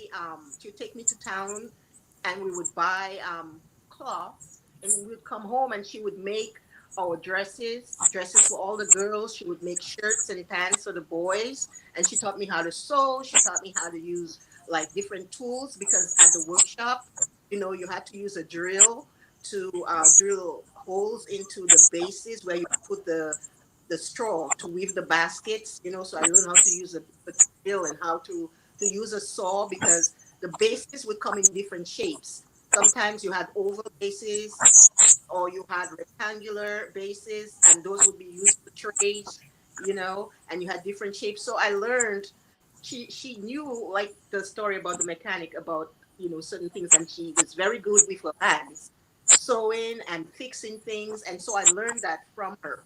But the story of the bench, my mom taught me all my letters and how to read. So I ended up going to the Goodwill Junior High School, but they had a problem with overcrowding. And they said to her that, I wouldn't be able to start. But my mom's like, no, I want her. She's ready to start. She's able to read and write.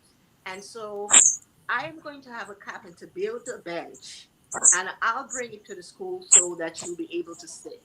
Now, as a child, hearing that had an impact on me, because here's my mom not just accepting the fact that I couldn't go to school, because there was overcrowding and not enough space. She had the forethought to say, well, if there isn't enough space, or if there isn't enough sitting, I will get a bench. And that bench was a long bench that 6 kids could sit on it. So not only did I end up having a place to sit on that bench, but there were other kids who were able to sit. And then when I left that classroom and went to another classroom, that bench stayed there, providing others with an opportunity and a place to sit. And so that always stayed in my mind, how my mom, how important she thought education was, that she would go out and get a carpenter, and just make sure that I was able to get the education I needed. So I have lots of, great memories about, working with my mom, being with my mom, and looking at her and the way she treated, everyone in the community, just trying to uplift everyone. It was the best example ever. Let me just ask everyone to just Good. that's terrific, huh? The terrific story about that bench. I mean, I'm going to remember that story about the bench. Let me just ask everyone to mute your mics when you're not speaking, so you don't get any feedback coming through. But Gabe, I mean, really and truly, I mean, we've been saying all those things there about your mom, and I mean, really, did you guys really realize how much this lady touched so many people's lives?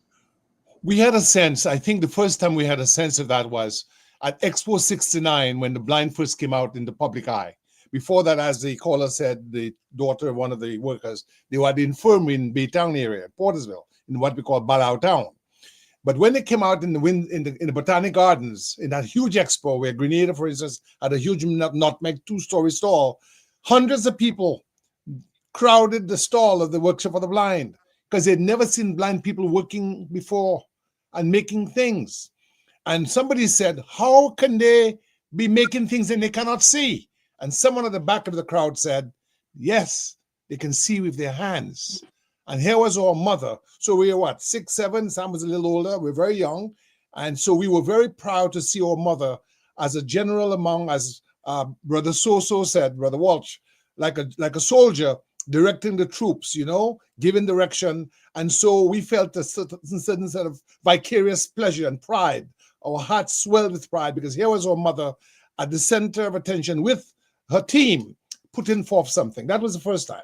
The second time was when the Workshop of the Blind got on stage at the St. Gerard's Hall, and later on at the Goodwill Parish Hall for their play, with people like George Gabriel of the Lions Club and Hannah Rafful of the Lions Club, because the Lions Club was their sort of social responsibility corporate organization's partner, helping them raising funds.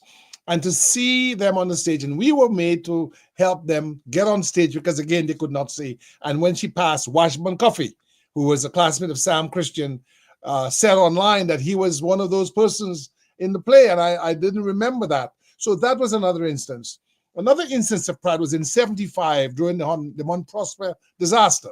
when that Bedford truck went down that chasm and 30 people perished. And she was one of those leading the charge to rescue. Most, of course, as we know, of the people perished. It was more or less recovery. And that afternoon, with 15,000 people crowding around Red Cross headquarters, because the morgue only had space for 2 people. The mortuary at the PMH, Princess Margaret, only had space for 2 persons, because in those days, only 2 Dominicans died per day. 1, 2, 1, 2. And now you had 30 people all at once.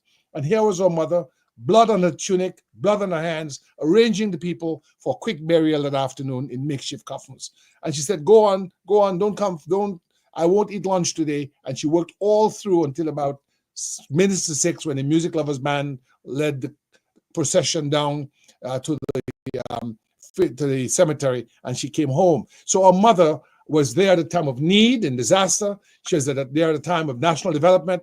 And I want to say something quickly about Trudy. Whenever I hear Trudy speak, I feel great pride and I feel great loss at the same time, because Trudy's father was Little Boy Blue. He was the apple of our parents' eyes. He was the first boy.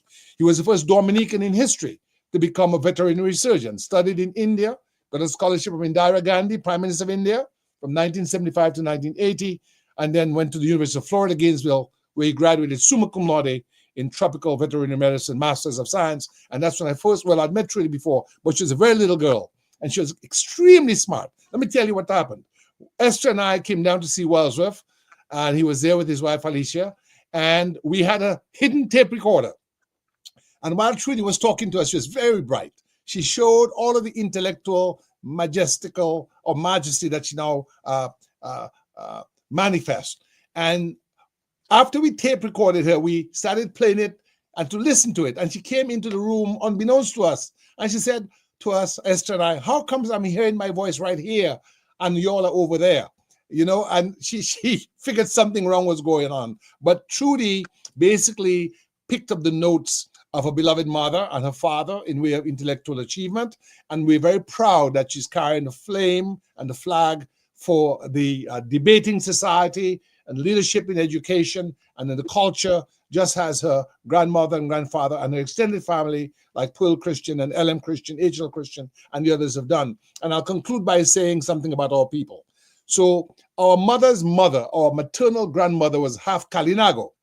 But because of the dominant genes of those of us who have African descent, you can't see it. But her father was the only one of us who had the hair of a person of African descent in the front of his head, and at the back of his head was that of a carrot. That was Trudy's father. And it's a very interesting thing. And today we are very proud to say that through Rebuild Dominica, which our mother supported, we have 2 students from the Kalinago territory, that is Rebuild Dominica, working very close with the chief, our president, Ladana Drago. They brought them up to a boarding school. It's $45,000 a year each. It's a very expensive proposition, but that is the kind of legacy of her father and her grandmother. And we have not forgotten the Kalinago people of which we are descended from, even if it may not be apparent. And I will conclude by saying, while we applaud Trudy's legacy in carrying forth the tradition, in 2011, Sam Christian and I took the chief of the Kalinago, Charles Williams, to Israel to sign an agreement for 1 megawatt solar plant. But of course, because of politics, it didn't happen. But we've never forgotten the Kalinago people of which we are from. So we are a combined Afro-Kalinago people. And we really hope that our mother's life and her legacy represents the coming together for our people for good, for productivity, for prosperity and intellectual achievement, so that we can build a better nation. Thank you, Trudy. Well, Gabe, really and truly, I'm having a great time here tonight, learning a lot. But if you listen to Trudy, and Irving, if you listen to Trudy on Jolly Zelb's Vibes, you'll swear Trudy's a doctor, she's a pharmacist, she's everything. This lady does her homework. No matter what question comes up, she's prepared. And that is, I think, is a hallmark of this lady that left this legacy for those that are coming through. But Irving, it could not have been very fashionable in those days for somebody to be working with people with disabilities. Of course not. It was a career destroyer in a sense, to be quite honest with you, despite the nobility of the work. But before I go on, let me commend Trudy and so on. I was a little disappointed because Trudy said that she didn't want to appear because all the Christians look so well dressed. And I was disappointed that she was announcing to everybody that I'm not a Christian. But that's okay. Everybody's not equal. That's fine. Anyway, if I can continue. Yes, obviously her Well, we past, know that you're one of us, living. Our her, parents loved you. You know that. So the poor will be with us always. But we, but right. But what she did wasn't fashionable. When you think of the lot of women in particular, because employment in many respects was gendered, if you see what I'm saying, growing up in the early decades of the 20th century. When you think, I grew up for many years in Portsmouth. I have strong images because my father was the head of customs and so on. And I had strong images of the banana carriers at in Portsmouth, at Granville, actually. They were paid a few cents for every banana carried from the depot to the lighters, and the stevedores would take them and so on. And what stayed with me was the quickness of gait, how fast they had to walk, because bear in mind, as I said, they were paid per banana carried. So they had to make do, they had to ensure that they carried as many bananas as they could in any working day. But when you think of other women toiling, when you think of those persons we derisively call the servants, there's a famous Englishman wrote a book published in 1969, famous painter. And in that book, he said, well, what a servant does is not work. They have washing a day, they clean dishes, they clean the house, they iron. That's not work. That was the attitude. And when you think of those persons who did all the work in Roseau, for God's sakes, and other men who did all the work that today, quite frankly, we frown on, we realize that the whole business of success was something, quite frankly, which could not be attained by many people. Because if you go to school on a hungry stomach, you are aborting your ability to work, to do well at school. If you have to stay home to augment the family income or to help look after the younger ones, in many respects, your future is aborted. So it is again within that context that you have to look at the life of someone like this woman. She fitted within a certain category of persons. A certain category of persons. You know, not the Pharisees, but the Samaritans. The Samaritans were known as the wretched of the earth during that period. And hence we have the good Samaritan, because a Samaritan wasn't expected to be good. And this is how we have to look at our evolution as a society. The triumph of the human spirit, the triumph of faith, the triumph of conviction, the triumph of dedication, the triumph of hard work, not the triumph of wealth overnight from unknown and mysterious sources, not the attitude where, quite frankly, you forget your past because all of a sudden you're now part of the hoi polloi, or what the hell they call it, I don't know. Not that vanity, not that craving for materiality, not that disdain for your past. I wrote a book on somebody, I wouldn't call his name. And he thought I had mentioned his mother too much in the book, Gasson, because he was from humble background. He told me the book is not about his mother, it's about him. Well, anyway, forget about that. I will not change. And it's only in those moments that you understand how deeply entrenched this vanity, this narcissism has robbed us of our heritage to a significant degree. And even today continue to rob our country of its natural wealth and health in many respects. So that this woman is not just a woman who raised a family, who made them do well, But this woman is the very embodiment of all that we crave for and all that we cherish in what Dominica should be as an independent nation. Not a woman who sell her heritage for a mess of pottage. A woman who tried to build on it, just as Gabriel tried to get involved in the cocoa industry. You know, that is what we need to do, add value to our country. Where are the bananas these days? Where are the limes? Sam talked about limes. Dominica was the biggest producer in the world in the 20s. Where have all the flowers gone? Where are the oranges? Where are the breadfruits? Where are the ground provisions? You can't afford them these days, Mr. G. No disrespect to you, despite your deep pockets.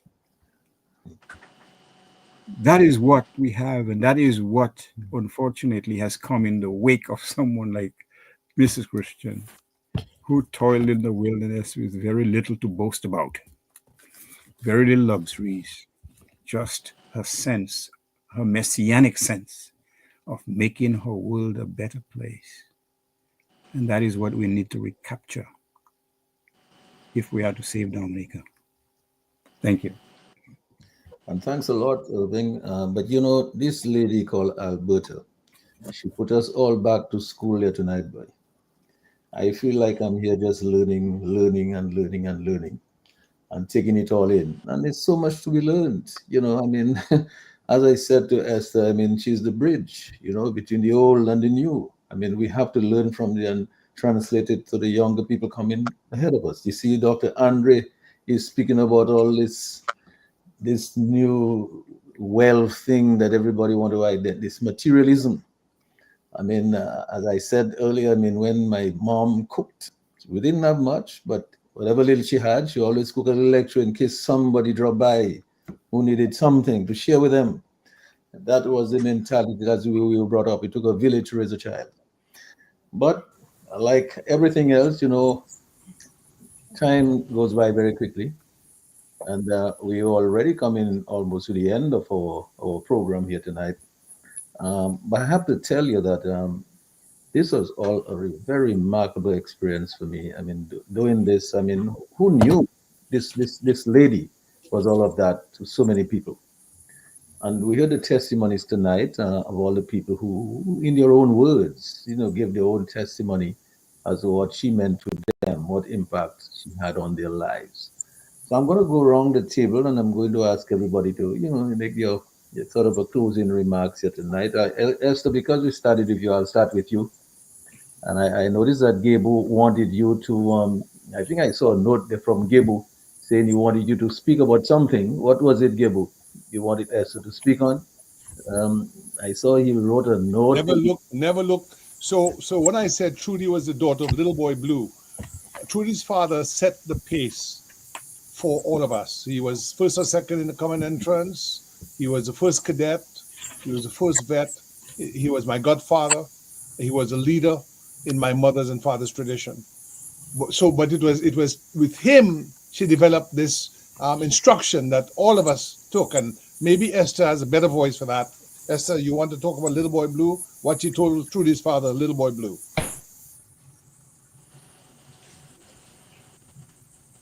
You should unmute your mic. Unmute your mic, Esther. So sorry. There was a Yeah. little poem she encouraged him with as he would step out to school. And she was so proud of him. And, you know, because of his uniform, and he held his head high, and he, as young as he was, had this aura of confidence. And so she would encourage him daily with this poem she has shared with countless young men, young boys, or boys actually, not on the island, but also right here in our community in Maryland. And it is, never look behind, boy, when you are on your way. Time enough for that boy on some special tramp, tramp, tramp with a will. I may not be saying that exactly as I should, And so Gabe is going to fill it in. But Yellow Boy it's, Blue. the essence of the poem is actually focus and resilience.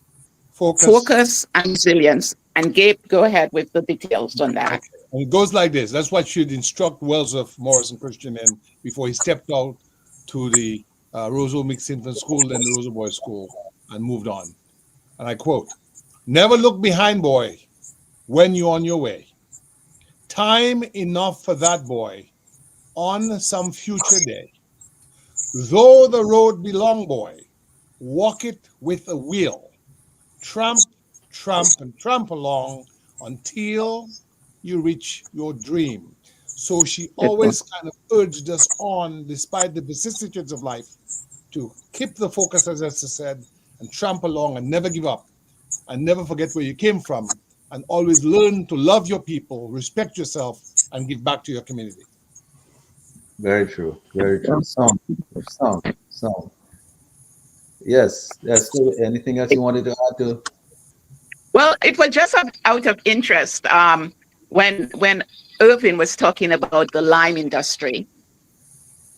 Mom and myself had this blessed opportunity to travel to the continent of Africa, the motherland.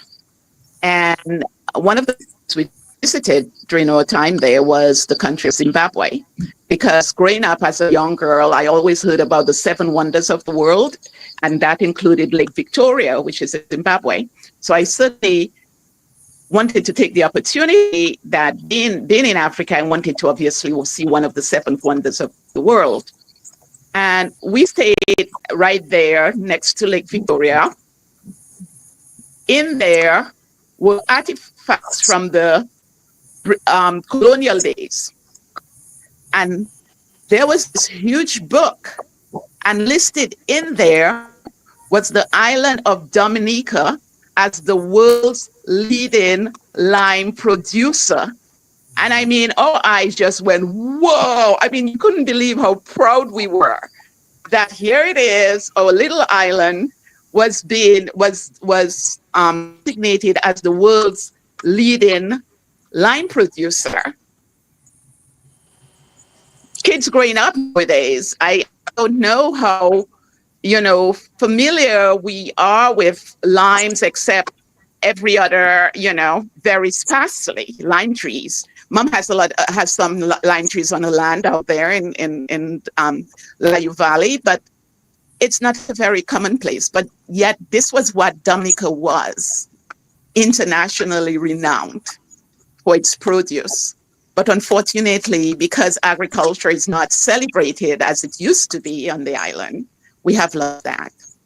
And that is just something my mom would definitely have always championed. She had a natural green thumb. When she came to visit Gabe and myself here in America, we had a tree in our backyard. Struggling looking tree. We didn't know what it was. All we know was that during the winter, it will dry up, and during the spring, it will, blossom. But there was no fruits on it or anything like that until my mom visited. And that summer, I do not know what my mom did, but turned out that tree was an apple tree. And it blossomed so heavily, the branches broke. I will never, ever forget that experience. And that's when I recognized there is just something Mom has as far as the connectivity to the land and ability to generate just thriving produce. The other incident with her, it is again, when she came in to live with me, obviously it was important that I had a large enough piece of land so she could do some gardening. She produced everything from pumpkins to cucumbers to green beans to spinach. I mean, there is a iconic picture of her with a produce. But more significantly, we were able to sell some of the produce to the local Caribbean restaurants. And I remember going to one of the restaurant's owners and saying, so a couple of days later, after we had sold some of the stuff to him, and I said, so how are you, how are you liking the cucumbers that my mom sold? And he said, I said, are your patrons enjoying it? And he said, what patrons, girl? This is, my wife loved this so much. She refused to have it been used to sell to the patron. She uses it to blend for her own cucumber smoothie. You know, but that is the touch, the magical touch mom had. You know, she was a big proponent of gardening, agriculture. She was also a big proponent of exercise. I know I didn't get that, but she would, I tell folks, when mom got engaged with the community center, college we have not too far away, she would go to exercise 5 days a week. Out of the 5 days, 3 was swimming. Many in here are not natural swimmers, understandably, because, you know, the water aspect, unless, of course, they go to a pool and they learn it very young, especially, unfortunately, Black folks, something about the experience, they don't care for it too much. They wade in the pool. But here they would tell me when I'd come to pick her up, they'll say, wow, your mom swims like a fish. She would just get into the pool and just be speeding along, and everybody would just stand at her, you know, stand and stare at her in awe, amazed at her swimming abilities. You know, and I think that mom fitness regimen certainly contributed, as Trudy was talking about, her resilience. In 2018, for all intents and purposes, mom should have exited this earth, her earthly journey, but she continued. And I think a lot had to do with her ability to, you know, because of her exercise ability, her fitness, you know, she was that big and strong. And they always, at every hospital visit we had, they will always they would always make about my mom, the smoothness of her skin, because she did not wrinkle, and her strength. She had an amazing strength. And I will always carry mom and her values of resilience,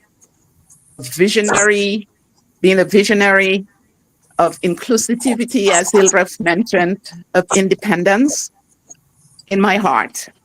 And as I've always said with many, my mom may have transitioned her earthly journey, but now I hold her near here in my heart.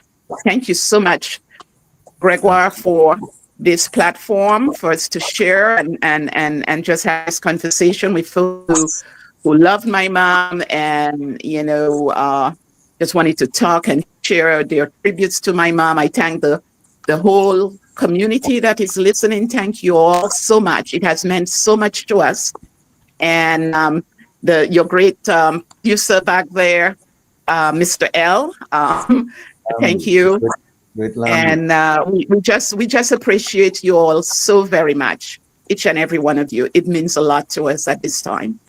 Yes, because there's definitely a gap here, but her spirit will fill it up because it is very large and loving. Thank you so much. And thanks so much for the opportunity. Yes, I And really Irving, have, of course. yes.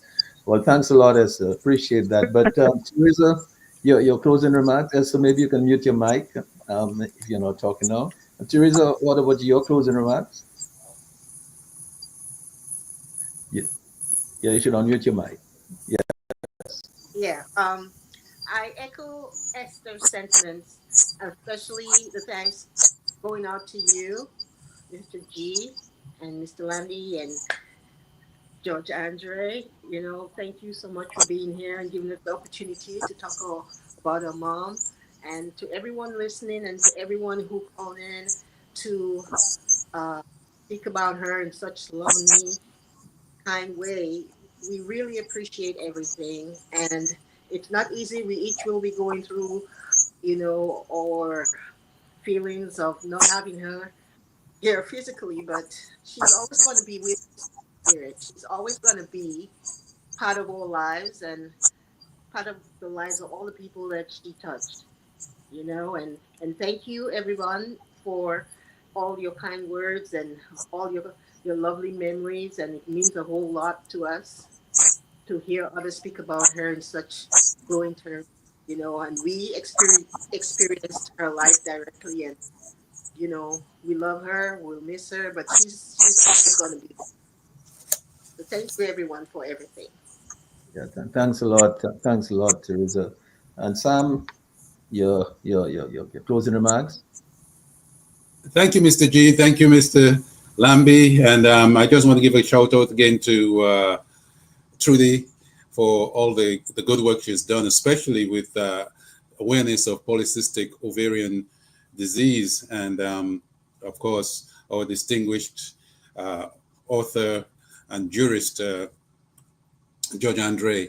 We talk a lot about the workshop for the blind. Before that, Mom was a mental health nurse. And as was mentioned in the opening statement, at the St. Luke's Hospital, which was at the prison, Her Majesty's prison at the time. So that tells us how far we've come. And, she, again, was not just an 8-to-4 job for her. We did not have the level of social support so that people could transition out of the facility back to normal life. And so Mom would make arrangements for them to get part-time jobs, and so that they could get that sense of self-worth again and value to transition back into the society. And because of that, I went on to be president of the Dominica Mental Health Association, and we helped to raise funds and to support the building of the acute psychiatric unit. And what I want to say is that she had this ability to nurture talent. And when I was small, one time we would catch lizards. We'd strip the central vein of a blade of grass, and make a little lasso, put it over the head of a lizard and just pull it, and we'd have the lizard. They used to have these long things under their neck, and we would say, it was cursing us. And if it was cursing us, well, that was a sin, and the wages of sin, you know what that is. But I wanted to see what was inside this lizard, and so I needed something to cut it open, and I went for my father's Gillette razor blade. It was in the bedroom. So right there in the bedroom, I hid behind the door, cut open his chest, and I saw the beating heart of the lizard. And I said, it looks like it's in pain, so I'm going to sew it up. I got my mother's needle and thread from her Singer sewing machine and started to sew up back the chest. And my father burst into the scene, and he said, get that damn nasty thing out of my house. And I knew what was coming. I was kind of cowering in fear. And then my mother interceded. And she said, Wendell, don't you see? The boy is going to become a doctor. And I don't know where that came from, but it was very prophetic. Mom nurtured the talent of her blind people. We have Sylvanie and Pauletta Prosper from, I think they were from La Plaine. They're excellent pianists. They had the opportunity to study in Trinidad, I believe. And then you had Starek Francois. He was our Ray Charles, Stevie Wonder, and he was supreme at the keyboards. He went on to play and to tour with the Gaylord's Power Union. So it was that ability to nurture and to bring out the best in others. And that is what our generation is called on to do. Regardless of what the political situation is in Dominica or in the United States, there are things that you and I can be doing today, working together.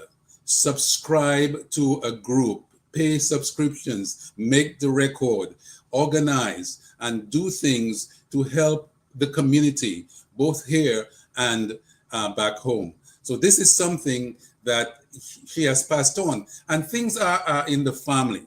Learning from my cousins from St. Joseph, they said her father, Papi Eran, when he would come home, he'd have about a dozen bottles of milk.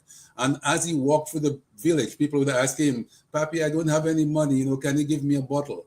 And he would give people milk as he got to home. And when he got to home, he only had a couple bottles of milk, and his wife, Mama Eran, would be mad at him. He says, where's all the milk and the money?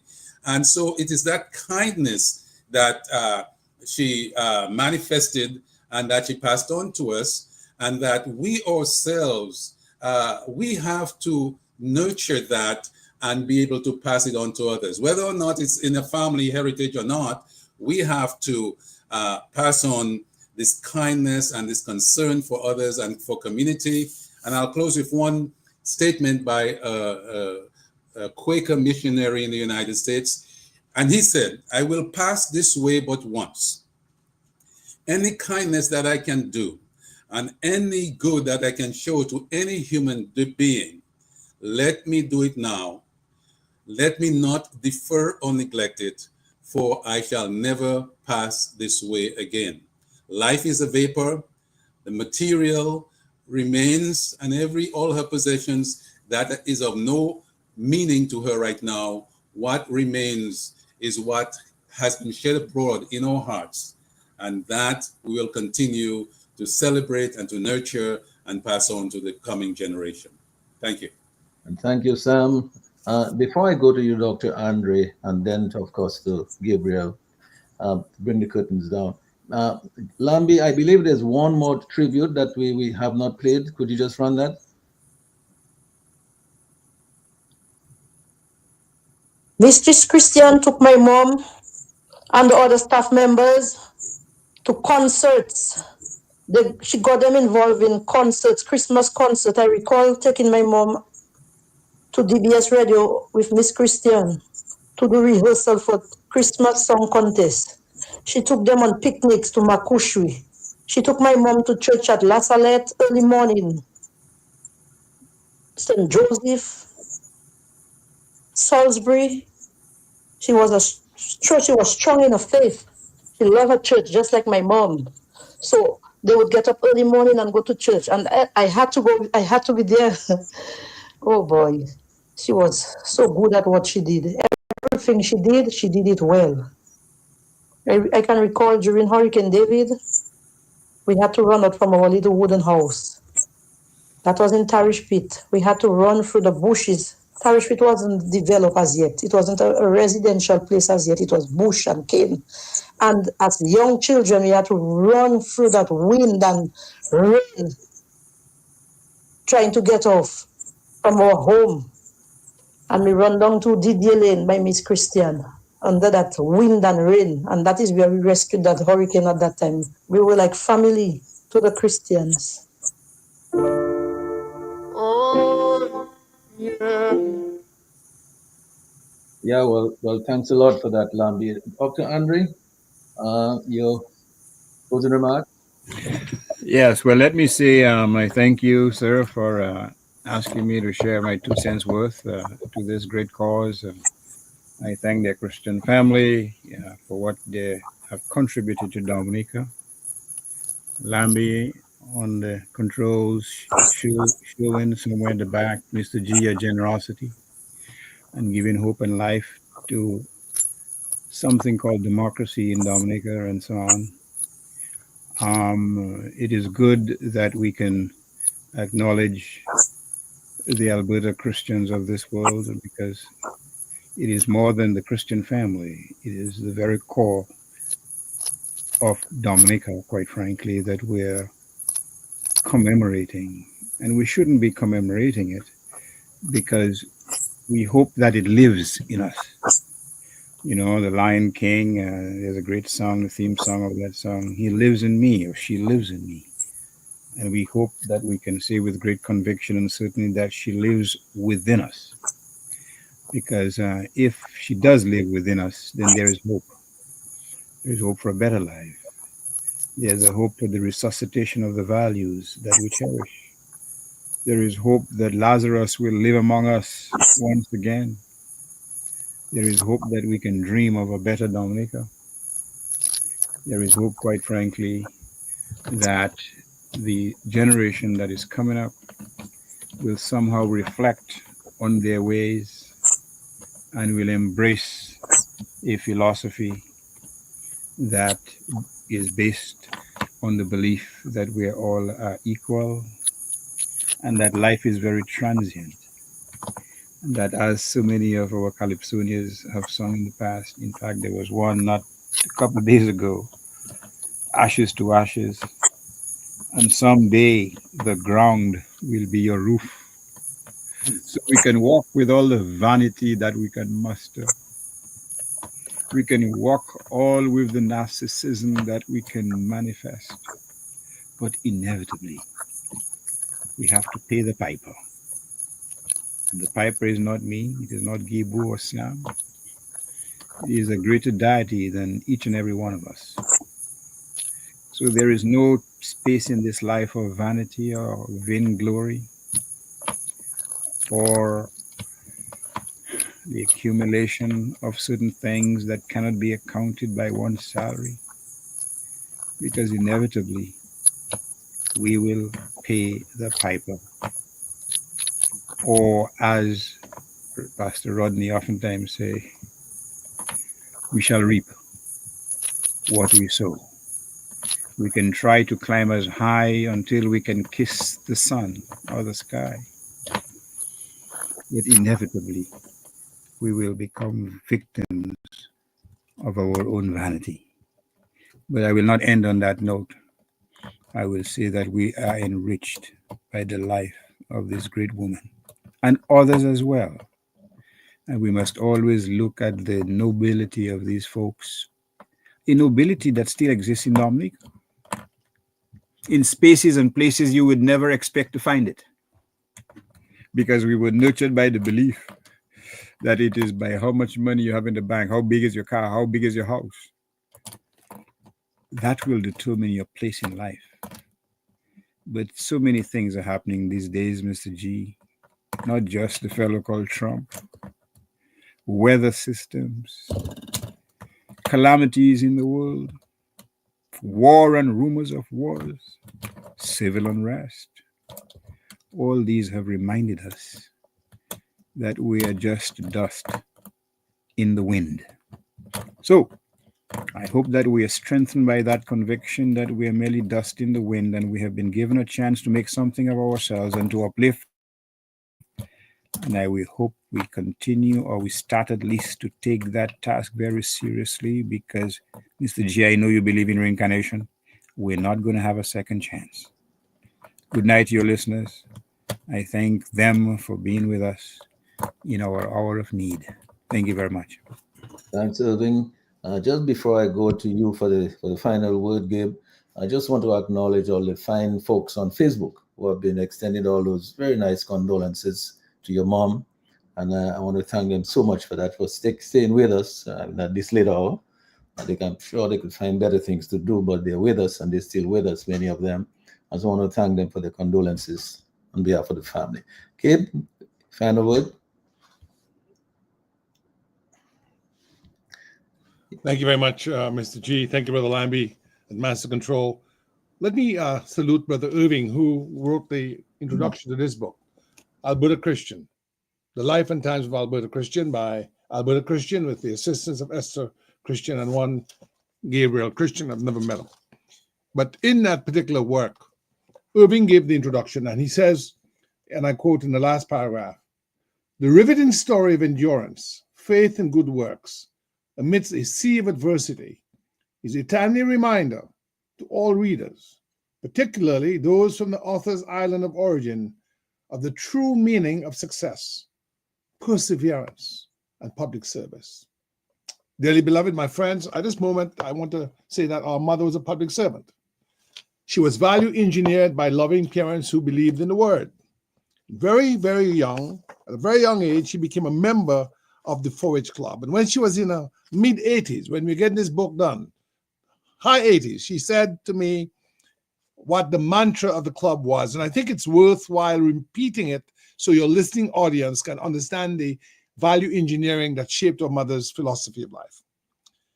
The pledge she took as a 4-H Club member, and she remembered that 70 plus years later, almost like yesterday. Quote, I pledge my head to clearer thinking, my heart to greater loyalty, my hands to larger service, and my health to better living. For my club, my community, my country, and my world. There it is, folks. Head, heart, hands, health. Those 4 H's are to be placed at the service of the club, the community, the country, and the world, not simply one's self or one's family. There's something that Brother Sam forgot, and that is when the folks were discharged from the mental home, because in those days, si moun fou, c'est a maladie, eh? And they would not accept them home. Our mother allowed again, like the folks who talked about our home being a sanctuary during the hurricane, it was a sanctuary for people who were discharged. Esther will remember, Hildreth is too young. One of them was from the French islands, and I believe the word was her boyfriend left her for a French woman, and she lost it, and her name was Rita. And my mother brought the woman into her home. And that was the kind of person she was. At this point in time, I want to thank the government and people of Dominica, in particular the government of 1982, Dame Mary Eugenia Charles. In 1982, only 2 medals were given for meritorious service. One was for Alberta Christian. The third was for an organization. It was for the Rotary Club of Dominica. And so at this time, I want to thank Major Earl Johnson of the Rotary Club for their work with the blind. I want to thank the Dominica Lions Club, your early members like George Gabriel and Hannah Raful. I remember them as being very supportive of the works for the blind. I want to thank the folks at the Division of Social Welfare. Most of them are gone now, like Ma Blanc. I believe her daughter now is a physician. Another one was FS, Financial Secretary. She was from Massac, and that's where our mother would often go to drop off one of the blind workers called Thero. I want to take a moment to thank people like Jane Finucane and H.L. Christian and Eoli Blah and L.M. Christian, all of whom helped, because L.M. Christian ran the music school and he provided some instruments and he provided some guidance because they had a little chorale and they had a little band and they had a little instrument. So she brought the culture of the Christian family in music. And so we want to remember those persons. All the while, our mother was a team player. 4-H Club.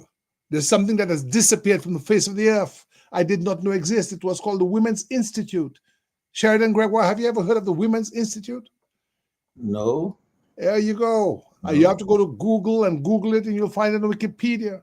It was an organization to teach women how to live independent lives, and she was a secretary of the Women's Institute. I went to Esther's home, and Esther was a caretaker in the end days of our mom. And one day I'm visiting, and I'm looking on the bureau, and there's an exercise book. Our mother is retired, and she has in the book her visits to Girardel and Bagatelle and Font-Saint-Jean, recruiting women for the Dominica National Council of Women, a retiree in her 60s, teaching them to make breadfruit pie and fig pie, teaching them how to embroider and to crochet and to make artwork. Our mother was a nation builder, and she was a team player. It was never just Alberta Christian. It was Alberta Christian, her family, the workshop, the ancillary organizations, and that is why she encouraged us to revive the Dominica Cadet Corps. Sheridan, you were a cadet. Sam, you were a cadet.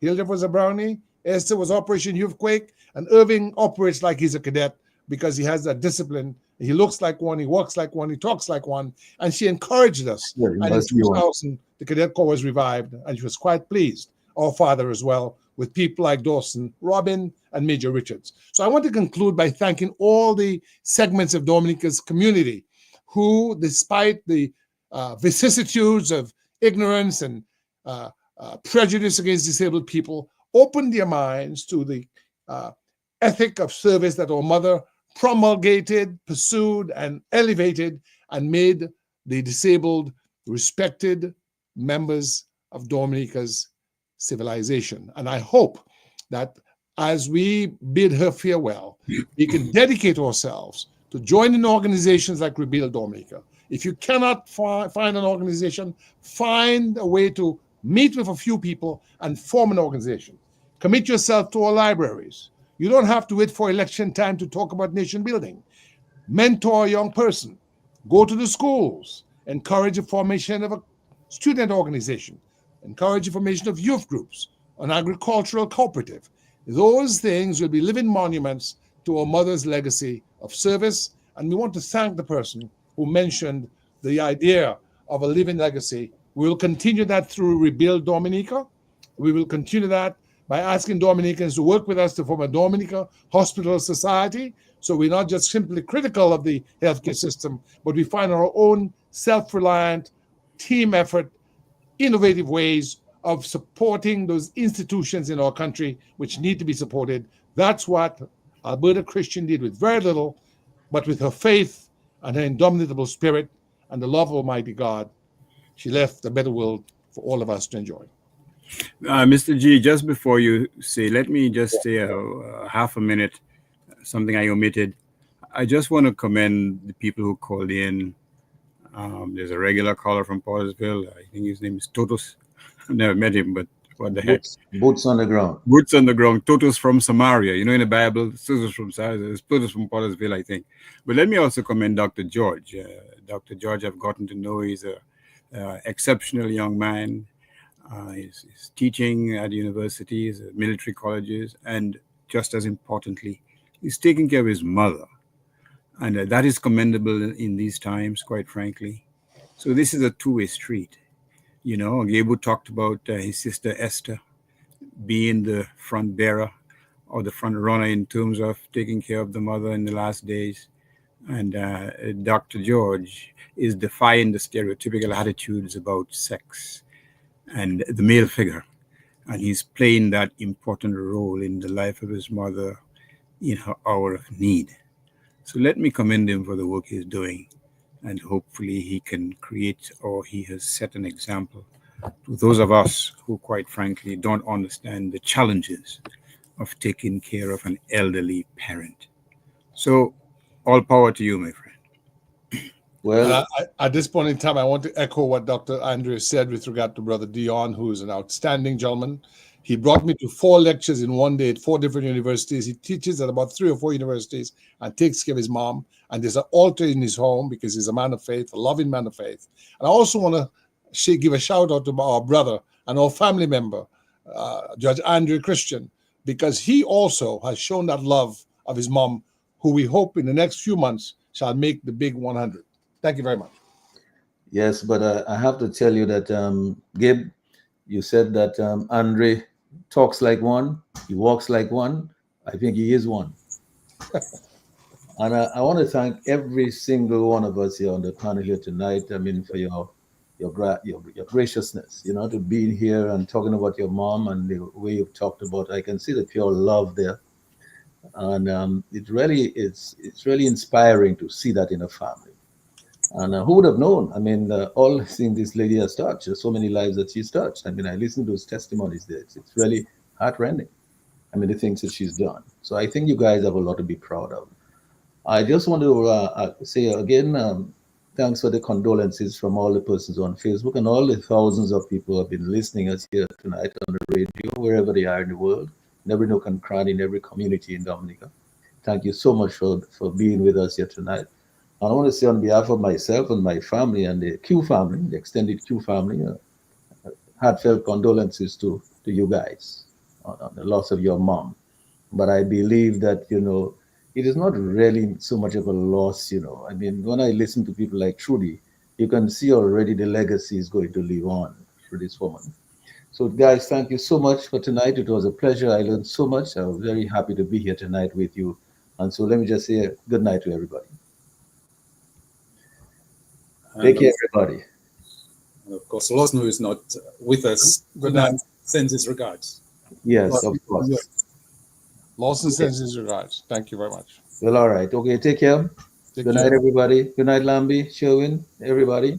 Lambi should have said a few words. I think he knew our mother. But anyway. Oh, is that right? Lambi, would you like to say something? Your mic, you have to turn on your mic. We're still not hearing you, Lambi. Yeah, I said, who doesn't know Mrs. Christian? She's touched almost every life in Dominica. She's from St. Joe. I'm from Marigot, but I spent a lot of time around Roseau, and I must say, hats off to the many good things that she has done. And you haven't heard half of it in these 2 hours plus. We wish the family all the very best, and to every Christian member, everyone who's here this evening, and those who are not here, we love you all, and may her graces continue through your lives and many other lives. Good night. God bless. God bless you. Thank you. The indefatigable Lambi. Thank you, Lambi. Good night, guys. Love, my brother. One love. Blessed love. Blessed love. All right. Okay. Bye-bye. Oh, yeah. Yeah, yeah, yeah. Oh, yeah. If you give a little more than you take, and if you try